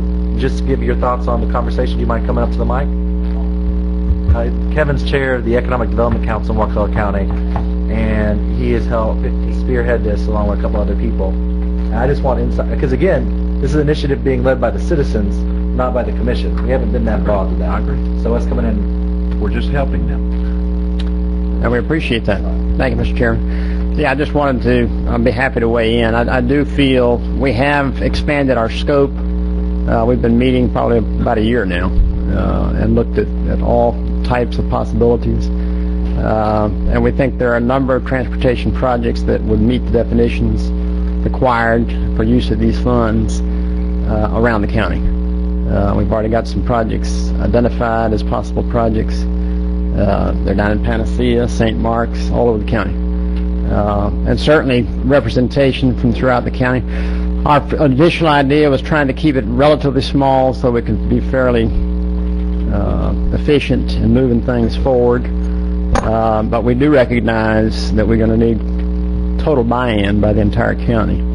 So we'd love to see folks from Panacea, Wakulla State, all areas of the county, as long as we can keep it to a reasonable number. And I certainly think, what we're at now, at 13? No, 15. 15 total. 15. The bottom line, Mr. Stewart had the best idea. Is you're looking forward to the vote, and you've got to involve all the people. Absolutely. And I compliment him on 100%. that because I agree. it won't help you at all to have a program if you don't have this thing. work. Exactly right. And the people from where we're talking about are the people that are going to make it work, and we're trying not to leave anybody out. So right. Yeah, so we'd agree with expansion of the committee to get further buy-in, and just to respond to your comments, Commissioner Arts, we have looked at a number of projects. It's not just 319. It is around the entire county. And we are looking at the town plan intersections, the 5 intersections that are contained in the town plan. Right. And the concept really is to provide sort of the impetus for future help, like DOT and others, grants to help us fill in the blanks on the other things that we're not going to be able to do. We're going to have limited resources, but we feel like if we get started with the 5 major intersections and the other transportation projects that would be approved by this advisory committee or recommended by the advisory committee. By the way, this list is going to be very important on our ability to sell this to the public. One of the primary objectives of this committee right away is going to be to develop a list of projects that we can go to the voters and say, these are the projects, and if you support this, this is what will happen as funds come available. We'll be prioritizing those projects based on funds availability and based on the input from the advisory committee, which will certainly be getting a lot of input from citizens, I'm sure. May I ask a question about how you envision this advisory committee interacting with our planning department, for example, or John Sewell and Kimley Horn, who have worked so hard on the town plan? We've relied on both those areas for our discussions up until now, and I wouldn't see that changing in the future. I mean, those are all critical parts. Kimley Horn provides some valuable insight since they put the plan together. Right. Planning department is certainly a critical part of this. A lot of work needs to be done in that area to support this concept and initiative going forward. So we would definitely be in discussion. I'm glad to hear that as well. Absolutely. And you can add. Modify your second along with what I just said. Yes. Mr. Chairman, can I ask Kevin one quick question? From a timing and procedural standpoint, there's a couple ways with these changes that we can go tonight. You currently have a resolution with a 9-member board, and you have people subject to the 2 appointees by the board that will fit in there. You can approve that tonight, get those people established as a committee, bring back an amended resolution to add these 6 additional, and hopefully by that time have names. Or if 2 more weeks is not going to break it, we could just bring this whole thing back with the full slate of 15 in 2 weeks. It's a timing question I don't have the answer to, so I'm looking for input from you and from how the board would like to proceed. Well, I would think we would need the full committee before we proceeded with specifics. That's what I was thinking, but so that would just be my initial first blush reaction. Who is the person or group that's going to fill in this blank right here in front of me that says selected by the Board of County Commissioners? We are. You are. At the next meeting. Or I could be at this meeting. And who's going to fill in the person for South Choppy, Smith Creek? We already have them. We already have We're them. adding like 7 people to the Okay, I'm committee that sorry. we're appointing. Smith Creek, Medart. Okay. Do we tonight need to make a suggestion? That's going to take a long time, I agree. So that's what I was saying. You're probably going to want to bring those back in 2 weeks. So, I mean, my suggestion would be to table this item, give me direction to revise it, and then bring back a revised resolution with a new slate of 15 at the next meeting. All right, I'll withdraw my motion then and make a motion with the table. Do we want to make a do we want to ask the chamber to also give us names for you guys to consider for that? For those positions in those? We'll be happy to assist in whatever. I think, and I also think Jessica will put out a request to see if there's anybody who's interested. They can do it and encourage everybody who's involved in the community who wants to be on this committee to submit your names to Jessica Welch in our office. Also, by bringing this back, if we decide that we want to shrink the committee back a little, we'll have the ability to do that also, Heather? Sure. No, we don't want to shrink it back. We just need to stop somewhere. We need to land on a number at some We got to land here this month. So we don't want to proceed. We're going to wait. We're going to get the whole 15-member now. I can't tell you who will represent Wakulla Station. Okay. Exactly. I don't know if there's any way in the world to winnow this down a little bit, because I could see this being a rather long meeting trying to discuss, well, who's going to represent Medart? Well, and, you know, I might like to. We need to, we just need to bring it back to the board at the next meeting. Yeah, but there's not going to be a person. Right. I guess the chamber may recommend a person, but we probably all brought 2 names tonight to talk about who we wanted to see represent us on this board. Somebody from the town plan, somebody bigger. And that's 10 names to try and figure out who's going to be those 2. The question becomes, now that we're going to have so many, this is, again, the advantage instead of saying just Panacea, saying Panacea Waterfronts. Because then they have to have a quick meeting and decide who's going to represent them. There is no Smith Creek Waterfront. There isn't a Smith Creek Waterfront. They can't pick somebody. That's the point I was making earlier. but that's okay. The Smith Creek Volunteer Fire Department. But Randy knows a lot of folks in Smith Creek that I would trust if he come and said to me, so-and-so, well, or I know folks in Smith Creek. I'll be glad to make some suggestions. But Well, it just comes to a vote between us. You bring them forward and we make the vote. Exactly. We could also, just as a suggestion, you've done this in the past, seek volunteers Well, we're doing with that. the committee process and bring forward the list of people from each area who would volunteer to be on the committee. Okay, I withdrew it and made a motion to table it. That's fine. So we're not on the short table. I'll second it. You second it. Say so. Miss Evelyn, do you have all those? There's been about 400 seconds. Kevin, thank you. I think you were good. Thank you, Mr. Chairman. Kevin? Let's let Evelyn put these on the committee. It's, I really hope this can move forward. My whole opinion on this, again, and we'll talk about it again probably for another 30 minutes at our next meeting. I think the onus is on this committee to go out there and try and pass this initiative. And if we appoint 5 people or if we appoint 6 dozen people, they still, if you're a citizen who wants to get involved and express an opinion or concern or influence policy, you're going to have the opportunity to do that. And that committee, if they want to make sure they're getting a community that they feel is underrepresented, let's say the example I keep using is Smith Creek. If they feel Smith Creek is underrepresented and they need those people, then the committee can go and say, Smith Creek representative, come to our meeting. We really want you buy-in. You may not have a vote on our committee, but we need you there. And it becomes this committee's challenge, because their goal is to pass this, to go out there and get those people to get that buy-in. This committee will go on into I guess the interlocal will have the chance to make changes after it passes. Well, the positive thing to tell the citizens out there is that this is the only time this board's going to be involved in this and setting up a committee. So hopefully it won't be a bureaucratic, but it won't be because we won't be involved. But we're setting up a committee, and then it stands on its own. We don't get to pick pet projects. I want this road or that road.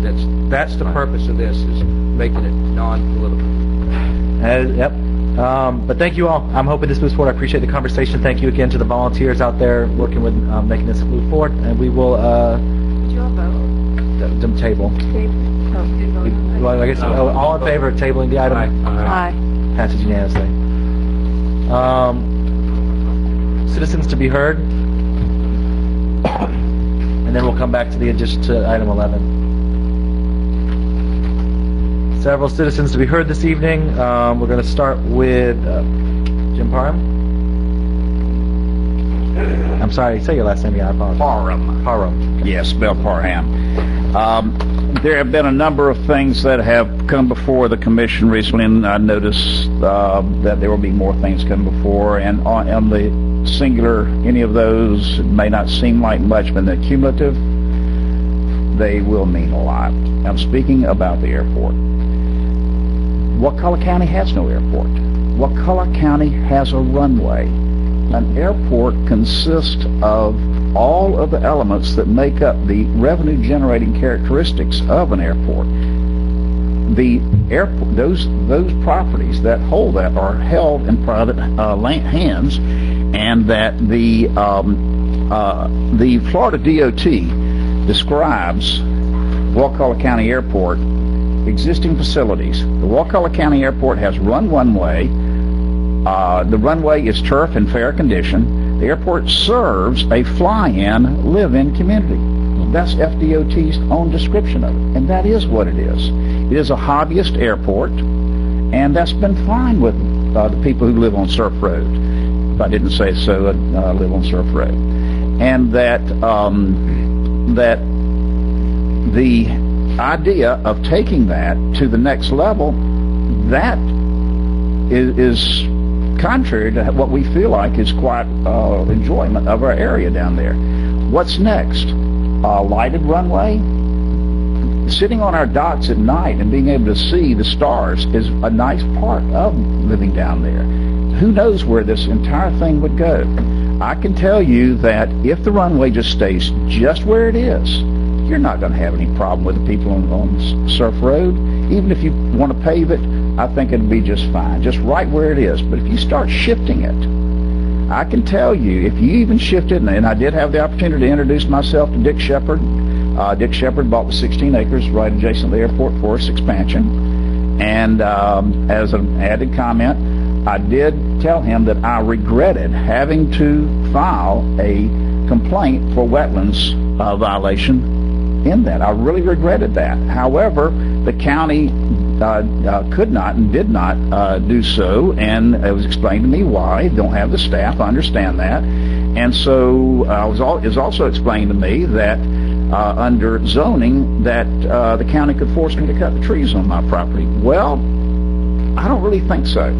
I think that would require an abrogation easement in order to do that. I've got a good bit of experience in this, and that so I played the card that I was dealt.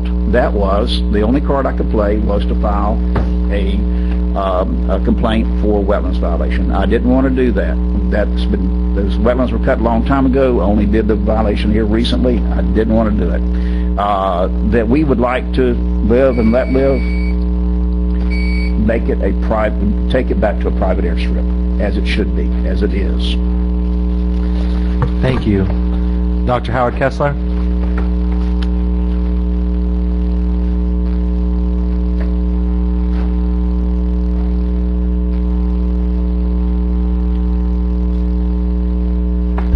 Evening, Mr. Chairman, Commissioners. Howard Kessler, Levy Bay Road. Just announcing on behalf of CCAL, Concerned Citizens of Wakulla, that on March 15th, our county administrator, Mr. David Edwards, will be the guest speaker. We invite the commission, as well as all citizens, to attend this meeting, 7 p.m. at the library, Thursday, March 15th. The other thing I'll speak about, and I will continue to speak about it, especially as I meet more and more people throughout the county, is the 7% utility tax. This is a bad tax. This is hurting a lot of people, and it will hurt a lot more people in the summertime when those air conditioners go on. And you really should be considering and looking at ways of reducing or eliminating that tax completely, and start talking about it now. Thank you. Lastly, Paige Killeen.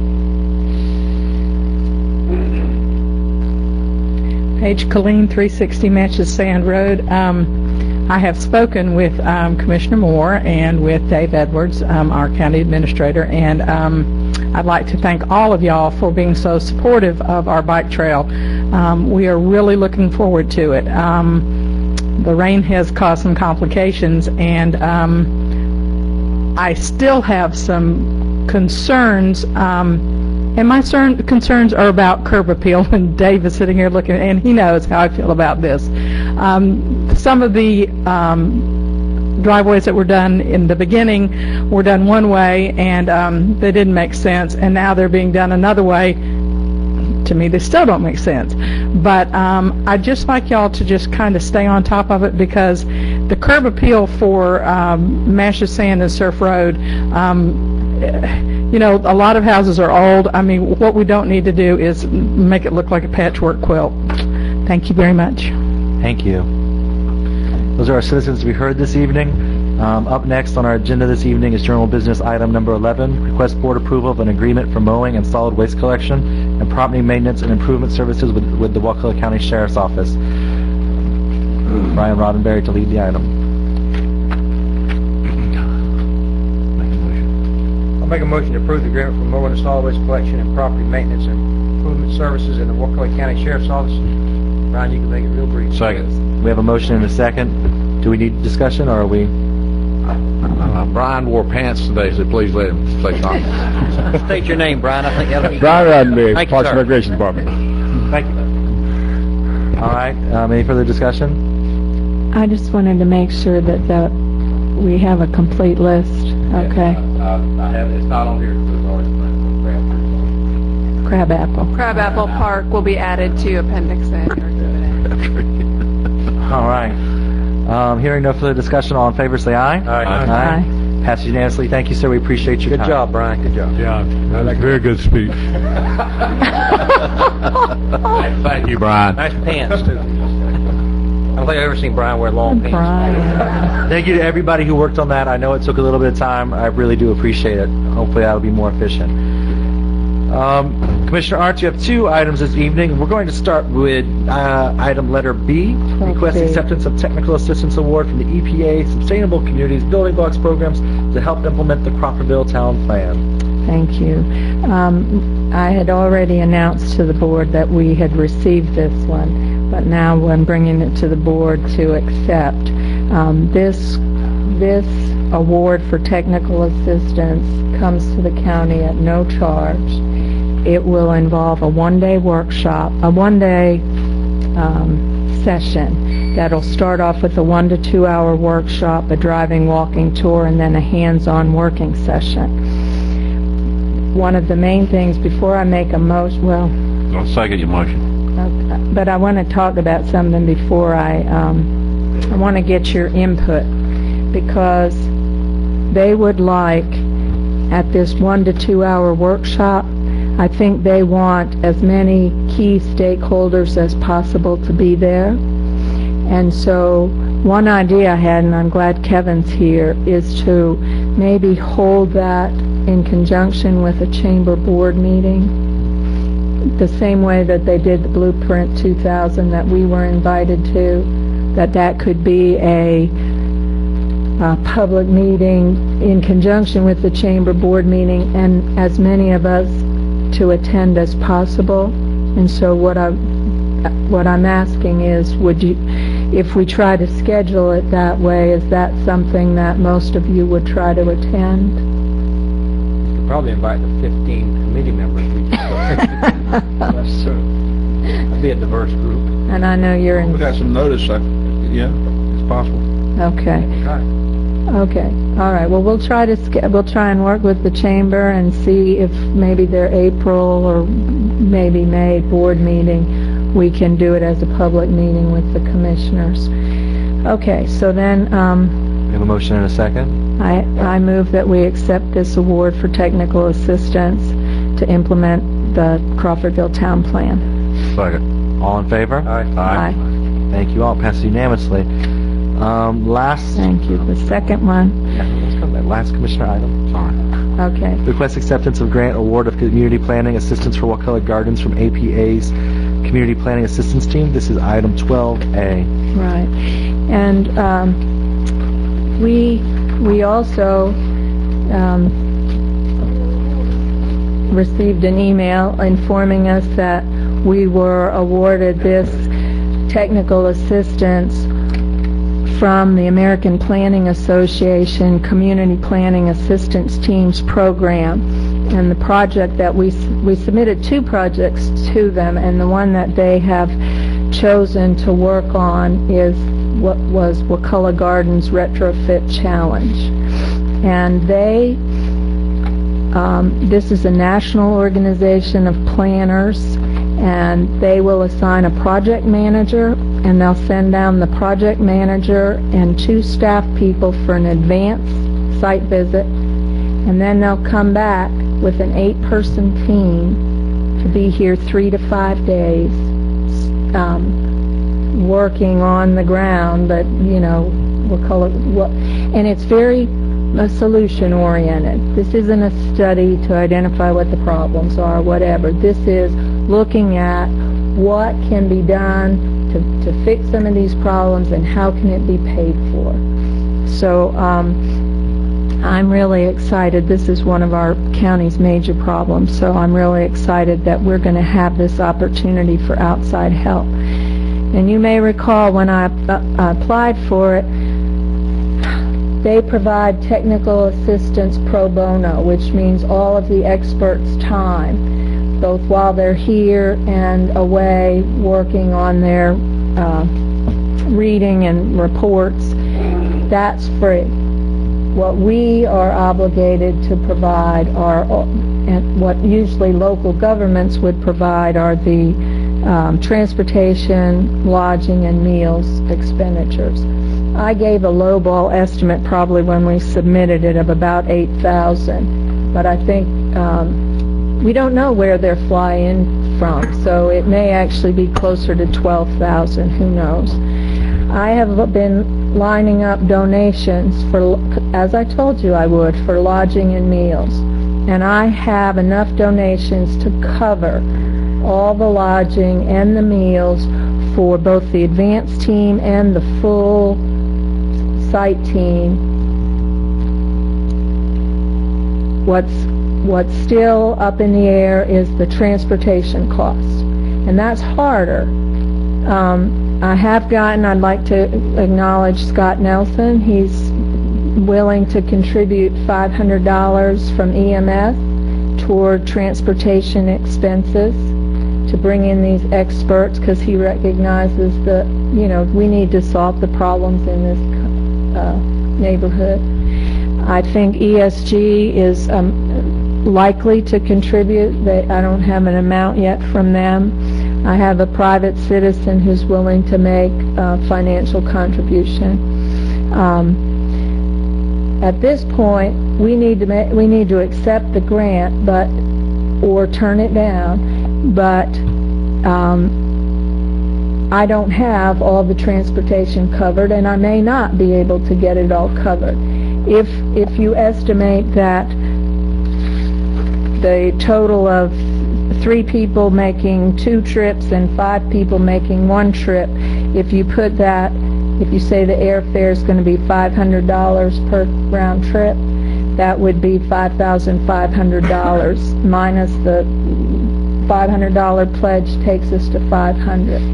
So what I'm asking the board to do is to accept the award,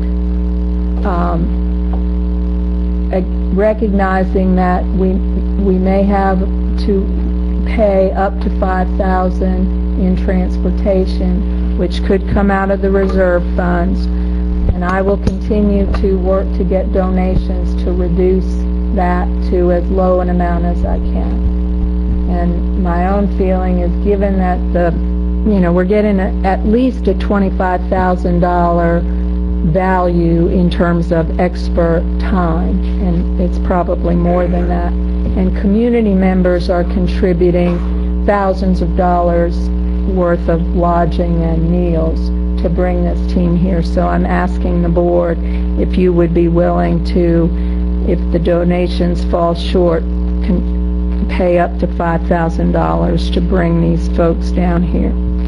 So I move to accept the award of technical assistance from the APA Community Planning Assistance Team for the Wakulla Gardens Retrofit Challenge Project, and commit to funding uncovered expenses up to $5,000 for the APA staff and planning experts if needed.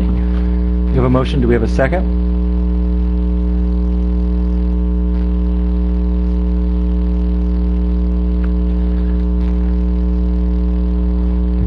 No second? I'll second it for discussion. Okay. I think it's a good idea, Lynn, and I personally I appreciate the work you've put into doing it. I mean, you went the extra mile that most of us wouldn't have done that to try to find. I mean, this is something you're apparently passionate about, and I think we all should be. We got to do something over there, and I'd like to think that we, if we get $25,000 or $30,000 worth of work for $5,000, then it's worth the investment. Only thing I'm hesitant about is that we got to take it out of reserves if we do it. There's nowhere else to take it from, is there? I mean, that's the only place. There's no other loose funds laying around that we could. Right now, it's reserves, yes.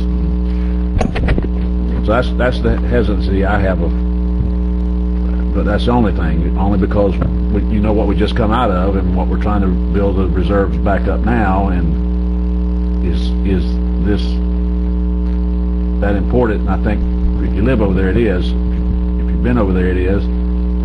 So I could be swayed to vote for it if if that's what we want to do. I just don't want to end up with another study on the shelf that's collected dust. That's what I'm concerned about.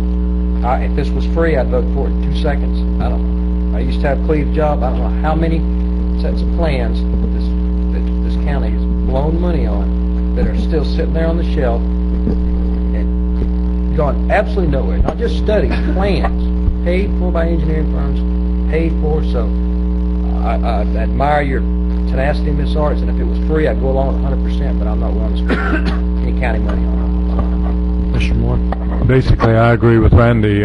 We've done studies. I hadn't been here that long, but we have paid thousands and thousands of dollars for studies. We study everything, and then we come back and study it again and study it again. If it's not free, I'm not going to ever vote for a study. It's not a study. For whatever it is. Maybe it's not a study, but if it's going to cost the county money, and I'm just not going to vote for it. Commissioner Arts, can you clarify what the desire, because I had a couple citizens mention to me about this, that the big concern was, we know what the challenge is with this in Wakulla Gardens, is that we need a few $1 million and we can fix all the problems. Do you anticipate the outcome from this being different than, because I know you talked about they were trying to come up with creative solutions for funding, and what do you anticipate the outcome from this work being? It's right here. Well, okay. First of all, if you think back to our last workshop on Wakulla Gardens, we left it that to come up with, it was going to cost, oh goodness, now I'm forgetting, I don't know how many, $34 million to do the things we thought needed to be done to retrofit the infrastructure. And on a per person, or per residence basis, it was going to be $822 a year. And we agreed to put it on send a ballot out to the people in Wakulla Gardens, asking them if they would agree to pay, or would be willing to pay $822 a year for I don't know how many years, to get the things that are needed, and that many of them were even promised. Or a portion thereof. I think we talked about that too. Okay, but we also said as a board that if they aren't willing to do that, we're done. You know, we've kind of run out of ideas. We don't know what else to do. And I mean, do you think people in Wakulla Gardens are going to vote to self-impose the $822 a year? In this economy, and given the incomes of the people who live there, I don't see it happening. So as a board, we've reached a dead end, and I don't feel right just saying we can't fix this, we don't have the money, so we're just going to leave it alone and ignore it and let it continue to build out. I mean, if y'all would talk about, okay, let's put a moratorium and not do one more building there until somebody comes up with a solution, okay, I could go along with that. But if we're still going to let people build till we have 3,000 families living in that environment, it's wrong. And I think there are solutions we haven't considered as a board. We haven't really considered, or we thought they were too complicated for us to try and do. And there may be some financing options that we haven't fully identified either. And so that's what, you know, they will select from experts around the country who knows how to fix this kind of problem. And there are counties, I know Collier County has had a problem like this that they have addressed in a way that we really haven't pursued. So I am optimistic that they will tell us something better than where we're at now, which is we quit. I could see this going the way, remember we had a presentation a few months ago from some utility conglomerate that could solve our sewer problems by taking it over, and they're all right. All they would do is jack the rates up to 4 times what they were, and then the sewer would magically pay for itself. We could have figured that out in 5 minutes. again, if it was free, I'd support it 100%, but I've just seen too many of these come and go, and I know what's going to happen. They're going to come back, and they're going to say, I think we've even had a committee on this before, if I'm not wrong. Come back and say, you need to charge $800 a year to everybody in Wakulla Gardens. And, you know, our proposal was to sound a referendum and say, would you be willing to pay for roads? It'll be X amount a year. Would you sewer? Right, all of it is $800, but maybe it's only $200 to pay for roads. I don't know. Anyway, that's not part of this discussion. But my point is, I don't think there's a magic bullet out there. I mean, if you do something, you got to pay for it, and there's just no way around that. And I just, for $5,000, I just don't see having somebody give us a report saying you need to do an assessment in Wakulla Gardens. We know And that's the upper limit. You Well, know, I know. I'm going to continue $500. to try to find donations, and until the advance team comes and decides who they need to bring in, we won't even know. I mean, maybe there'll be people who are driving from Atlanta, or, you know, so I don't yet know. I'm just putting it out there as a, you know, a kind of backup position. Go ahead. I think, Alan, the road you were trying to get down is if we thought there was going to be a different outcome, then I could probably wholeheartedly support it. But I'm not sure there's going to be a different outcome. Like Randy's suggesting, that we're going to get the same stuff we've been getting, and it's going to take, and we know it's going to take money, which we don't have, and we can't charge those folks. So I'm not sure there's going to be a different outcome. Basically, I would like to say I support you. If you can find the money for it, I support you. And I just don't want to use county money. And I'm going to keep trying to raise the money. And you know I'll end up paying for some of it myself if I have That's good. to. That's good. Well, I do that all the time. You know, people don't even realize. I'm very impressed with the buy-in you've gotten from the community, seeking out volunteers to take care of the food at the hotel. That's incredibly impressive. It's just I'm trying to figure it out. I think, so how many, just so we all know, how much buy-in do you think in kind, I know it's probably in here, in kind value have you gotten already? Well, my original estimate was probably about $4,000 or so for lodging and meals, and so we've gotten at least that much raised from citizens who are either going to provide meals, take people out to lunch or dinner or whatever. David? I would say that one thing about having a plan like Ms. Arts is working on through the Planning Association is it would potentially open up doors that we may not know about for grants, infrastructure grants through the federal government, etc. It really exposes this project almost on a nationwide basis. So it would potentially help with that if there were grants available. I'm still opposed to spending it. Again, if it was free, 100%. Commissioner Arts, how much do you anticipate that you think you'll be able to raise for this? You've raised $500, and I saw you get a couple pledges from other people. Well, I'm going to keep chipping away to doing my best to get it down to zero. I'll give you $100 out of my own pocket personally.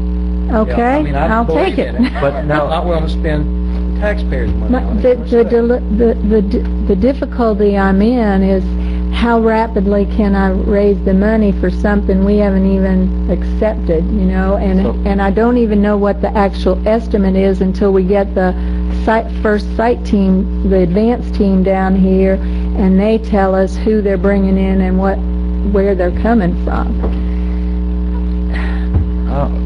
So you need us to accept it so you can figure out what the next steps are, and you need to accept it to raise the money.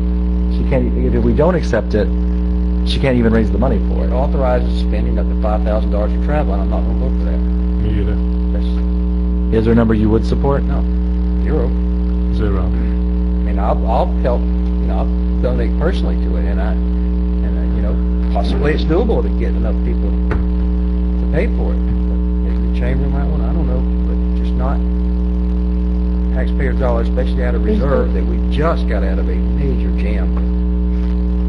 That's just my position. No disrespect at all. And Okay, I'll withdraw my second.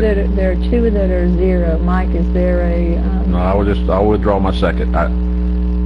If I thought that there could be a different outcome than what Lynn, we have, since you and I have been here, we've studied this thing to death about how do we get there from here, and it's about money, and I'm sure they're going to say the same thing, probably just from a different angle. And in the end, we're not going to be able to do anything because we don't have the money. Let's take this $5,000 and put it in a piggy bank for Wakulla Gardens and keep adding to that. We did just spend $500,000 in grant money designing sewer for the whole thing, which is on the shelf, ready to build sewer plans. So if a grant possibly did come along, we got plans ready. So it's not like we haven't done anything for it. That was grant money that paid for those plans, and they're ready to go. So When do you have to, as Mike withdraws a second, when do you have to have a response back to the organization? I don't believe they've given a deadline, but they're looking to do something as soon as possible. Well, I'd encourage you. Louis, let me ask Louis, if in your dealings in your profession, have you ever had anything like this done that you've seen done anywhere? No, I'm not familiar with this sort of plan that they're looking at, but it does have the potential to take a fresh perspective on it. absolutely, if it was free, I'd be 100% for it. Ms. Arch, do you have time to see if you can raise the money somehow? If maybe you could call them and say the board's not willing to spend county dollars on it, but I would support it. Right there. I'm not going to fight it, but I just don't want to. Why don't we leave the second on the floor for a minute and let's approve it with zero funding for the county. That way you can move forward with trying to get the money. I'd vote for that. How about that? I think if you, just so you know, I haven't seen the grant agreement, but if you accept it, you're probably signing off that you're going to cover the match portion of it. Just so you know, I'm not saying don't do that, but although you're going to be contractually binding the county to that. Although in the application they do talk about, they mention raised through donations and whatever. So okay, well, so I would be willing to make a motion that we accept the award of technical assistance conditional on the county not being obligated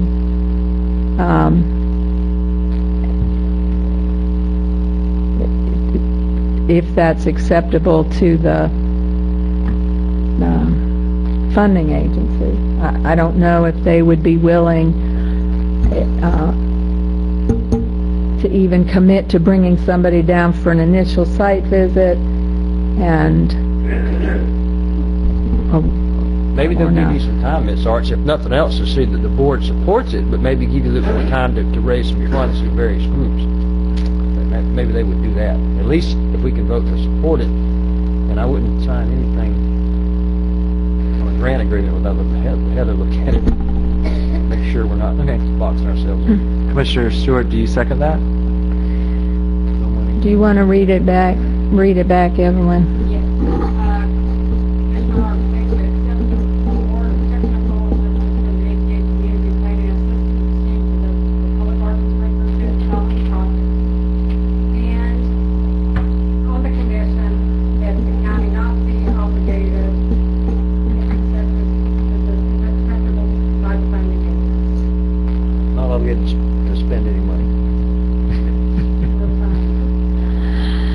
Yeah, I'm fine with that. Second. Okay. We have a motion and a second. Is there any further discussion? All in favor say aye. Aye. Aye. Passes unanimously. County Attorney? Thank you, Mr. Chairman. I have just a couple quick items, and I need some representatives appointed for. The first one is I'm requesting a board appointment for the mediation representative for the online travel company litigation you're in. It's pretty much a statewide issue. You're actually a plaintiff in that, hoping to recover some tourist development taxes that have not been paid by some of these. Currently, the mediation is scheduled to be in Miami on March 23rd and 24th. You do not have to send somebody down there. They can appear by phone. They just need to be prepared to provide feedback and be able to represent that they'll bring something back to this board for approval. Do you need a motion for that? I would make a motion we appoint, And Portwood. I was going to say David Edwards or a designee. Is that good enough? You could do, David, you could do somebody from the TDC. It is tourist development dollars you're talking about. It's up to the board. Oh, we can. That's fine. I think it's because it's related to the tourist development. That's fine. That's correct. I got no problem with it. So, Pam, so you make the motion, then I'll second it? You made the motion? Nobody made a motion. All right. I'll make Go a ahead. motion. We appoint Pam Portwood then to the mediation. A second. Board representative. Second. Any further discussion? All in favor? Aye. Show her, not Michelle, better meet it. Second. Thank you. The second one, I'm asking the board to appoint Commissioner Stewart has volunteered to assist the county's fact counsel in hopefully negotiating a settlement in the matter of Voiles versus Wakulla County. Second. Any further discussion? All in favor, say aye. Aye. Aye. Passes unanimously. Congratulations, Mike. Thank you. Any additional county attorney items this evening, Mrs. Snowson? No. County administrator? I'd like to take this opportunity to thank Heather for work she did this past week. Basically, she saved the county about $90,000 we were faced with a potential $90,000 ship repayment.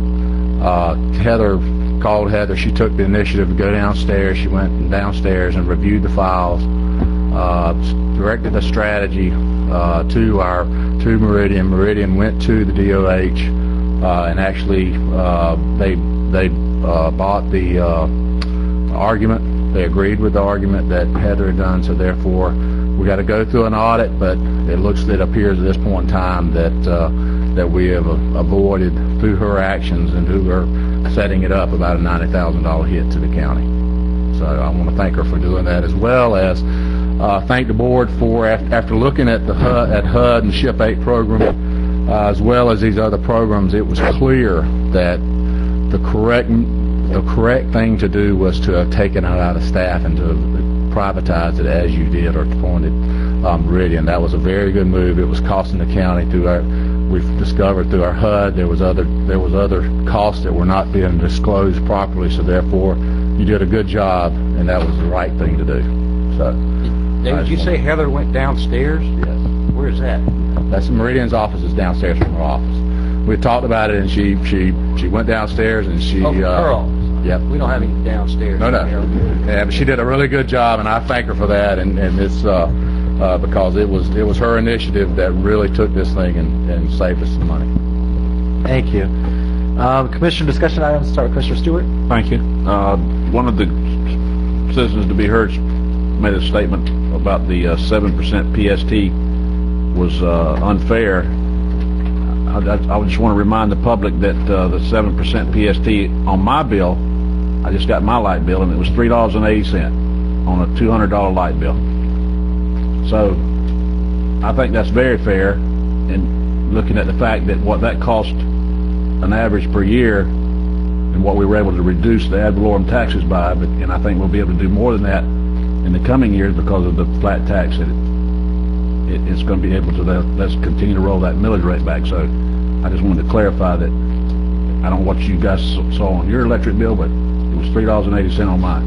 So that was a very fair tax, especially in view of the fact of how much you can roll the millage rate back. And if I had to remember right, I had to really push you to even go that high. But anyway.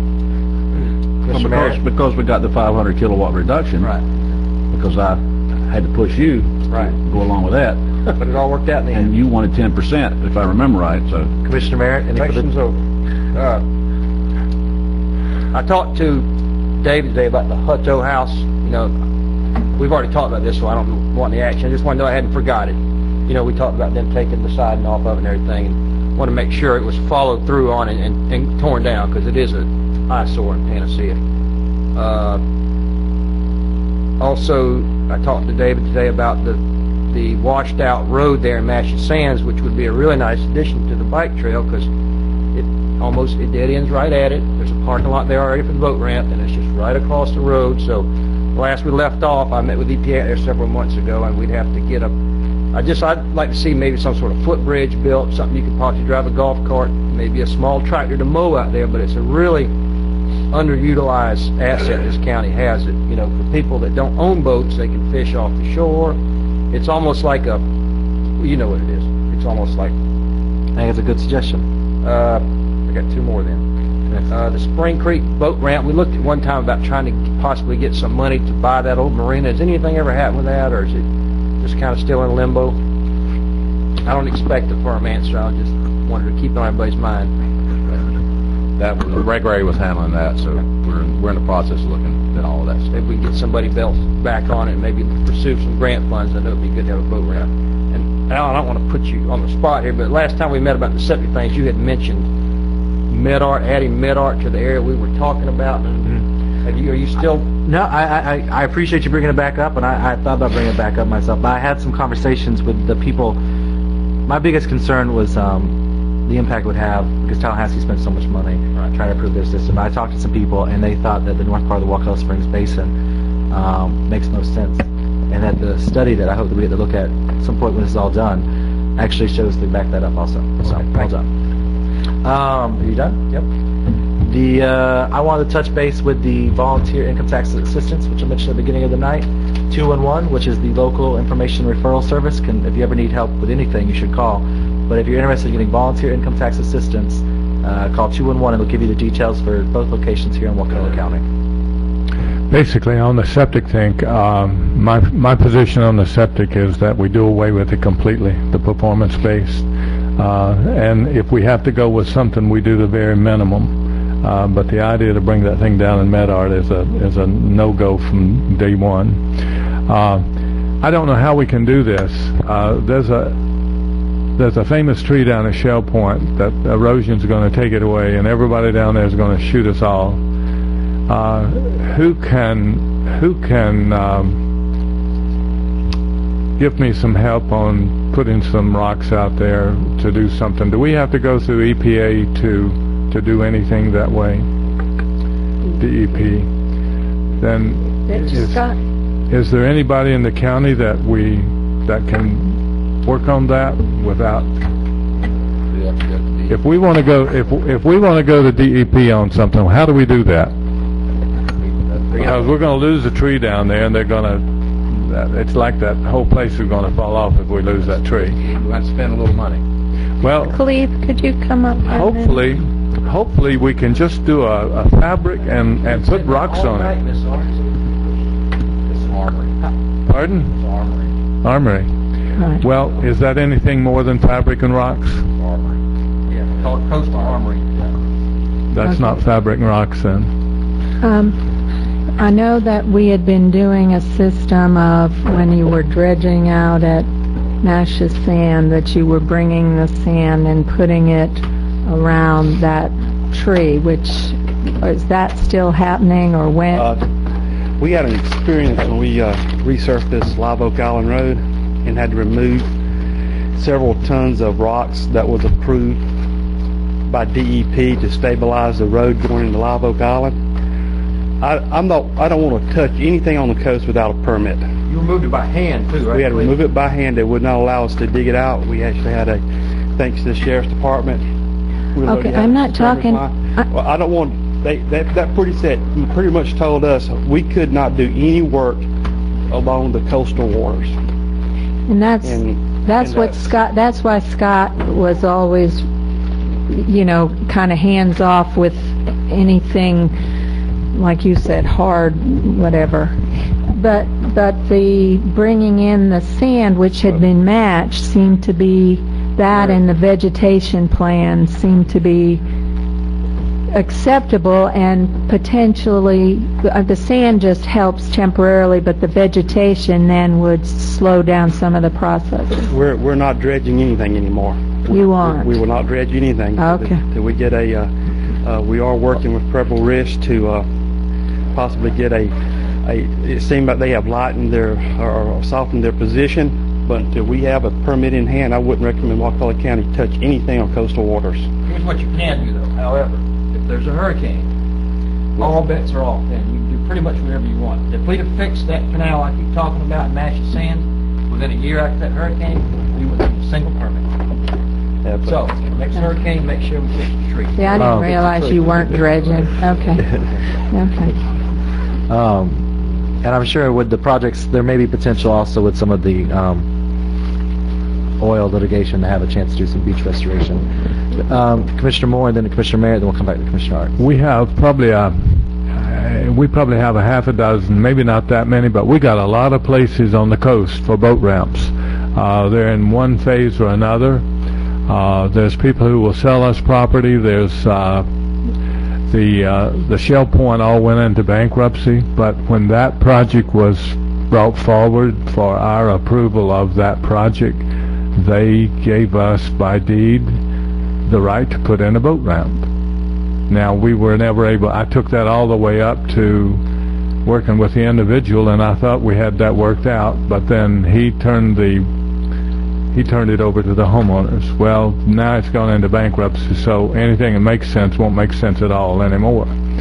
But I told our new grant person that my position is that she should work on no grants except for ramps on the coast. But we've got a half a dozen, and that's our industry. The fisheries and retail is our industry here. That's what pays the taxes for us to have this government. One other thing, Mr. Bruce Ashley left, but if the people out there in TV land will notice that Mr. Ashley is here almost every night promoting some benefit. He is probably the most active volunteer that we have in the county. He's with the Coalition for Children. He's for Christmas for Children. He's one active person. So I'd like to just pay him his respect. Thank you. We'll come to Mr. Merritt, then back to Commissioner Art. Just real quick, Jerry, what you'd said about the septic tanks, I know that you don't want them at all, but I'd at least like to get a change and make it better than it is. So I guess I'd like to quote the great Ronald Reagan, please don't run off the cliff with your flag flying. Let's do something. Yeah. Well, let's do Don't it. vote against it just because you just doesn't go far enough. Well, that's possible. I just don't like them. And by the way, it came to my attention. It's sort of funny. We have all this problem with performance-based septic tanks, and 87% of our problem comes from Tallahassee. 87% of the nitrogen that comes into our county comes from Tallahassee. We're doing 13%, and we're putting the cost for 13% on the people who can least afford it. Okay. The City of Tallahassee spent a great deal of money to try and fix that problem. Commissioner Arts. What's your turn? Commissioner Arts. No. Oh, I'm sorry. That's okay. I've been getting a lot of emails from Chris Doolin about the Medicaid legislation, and the most recent one I got was Leon County had done a cost analysis of what the impact was going to be for them. So, one, I wanted to ask kind of if for an update on if anybody knows. He keeps saying we need to act now, and if there's still a window to act, and what, if anything, has been done or is anybody doing? I talked to Senator Mumford today and Representative Coley. Talked to her last week, Mumford today, and it's still, I think it's going to be wound up tomorrow what action they're going to take. But we all need to call them and make sure they understand the significance of it. They're both on board. Yes, they are. You might just tell the people what it amounts to. What it amounts to if somebody goes down to Shands and they say, I'd like to have this heart transplant. They get a heart transplant and Shands says, well, where should I send the bill? And they say, well, let's send it to Wakulla County. those people may not even live here. Exactly. Somebody's trying to put that on us, whereby that we pay a hospital bill for somebody who may not live here, and the worst thing about it is we can't challenge it. I think our county attorney... It's Medicaid. Clarify. Yeah, and that's always been the case, that they go by residency and you have a mandatory 30 or 35? 30% contribution to that. But Commissioner Moore is correct. What the new bill would do is take away your ability to challenge Right. that, saying, no, those people don't live here. You can't go behind that data anymore, which frankly seems a little silly to me, but... Do we have an idea of how many times have we challenged something, or how much we're likely to pay that we aren't paying now? I don't know how many times we've actually challenged it. We found a few mistakes, not a whole lot. I mean, we don't have a whole ton of, we're not like Alachua County that's got everybody coming into the county to go to Shands, but we have caught a few. But, I mean, we probably spend about $200,000 a year on Medicaid costs and nursing home costs. And the big effect we can't for verify. us, the problem communities are someplace like Leon County that has a hospital, or Alachua County that has a hospital. It's probably the only benefit to not having a hospital is that we don't get this additional billing. Well, we can get it. The person can have a heart transplant in Tallahassee and say Bill Wakulla. Right, but that more than the point is when people go to Tallahassee, they don't always stay where their residence is, so it ends up being Leon County. That's very good. I think that's a good idea. Yeah. So if you're having a heart transplant, charge it to Leon. The point is the legislation gets it out of, we have no control or no say so. We don't even have the ability to stroke a check. It's automatically come out of that. Commissioner Arts, you have Thank you for the information, and Mike, thank you for contacting our legislators.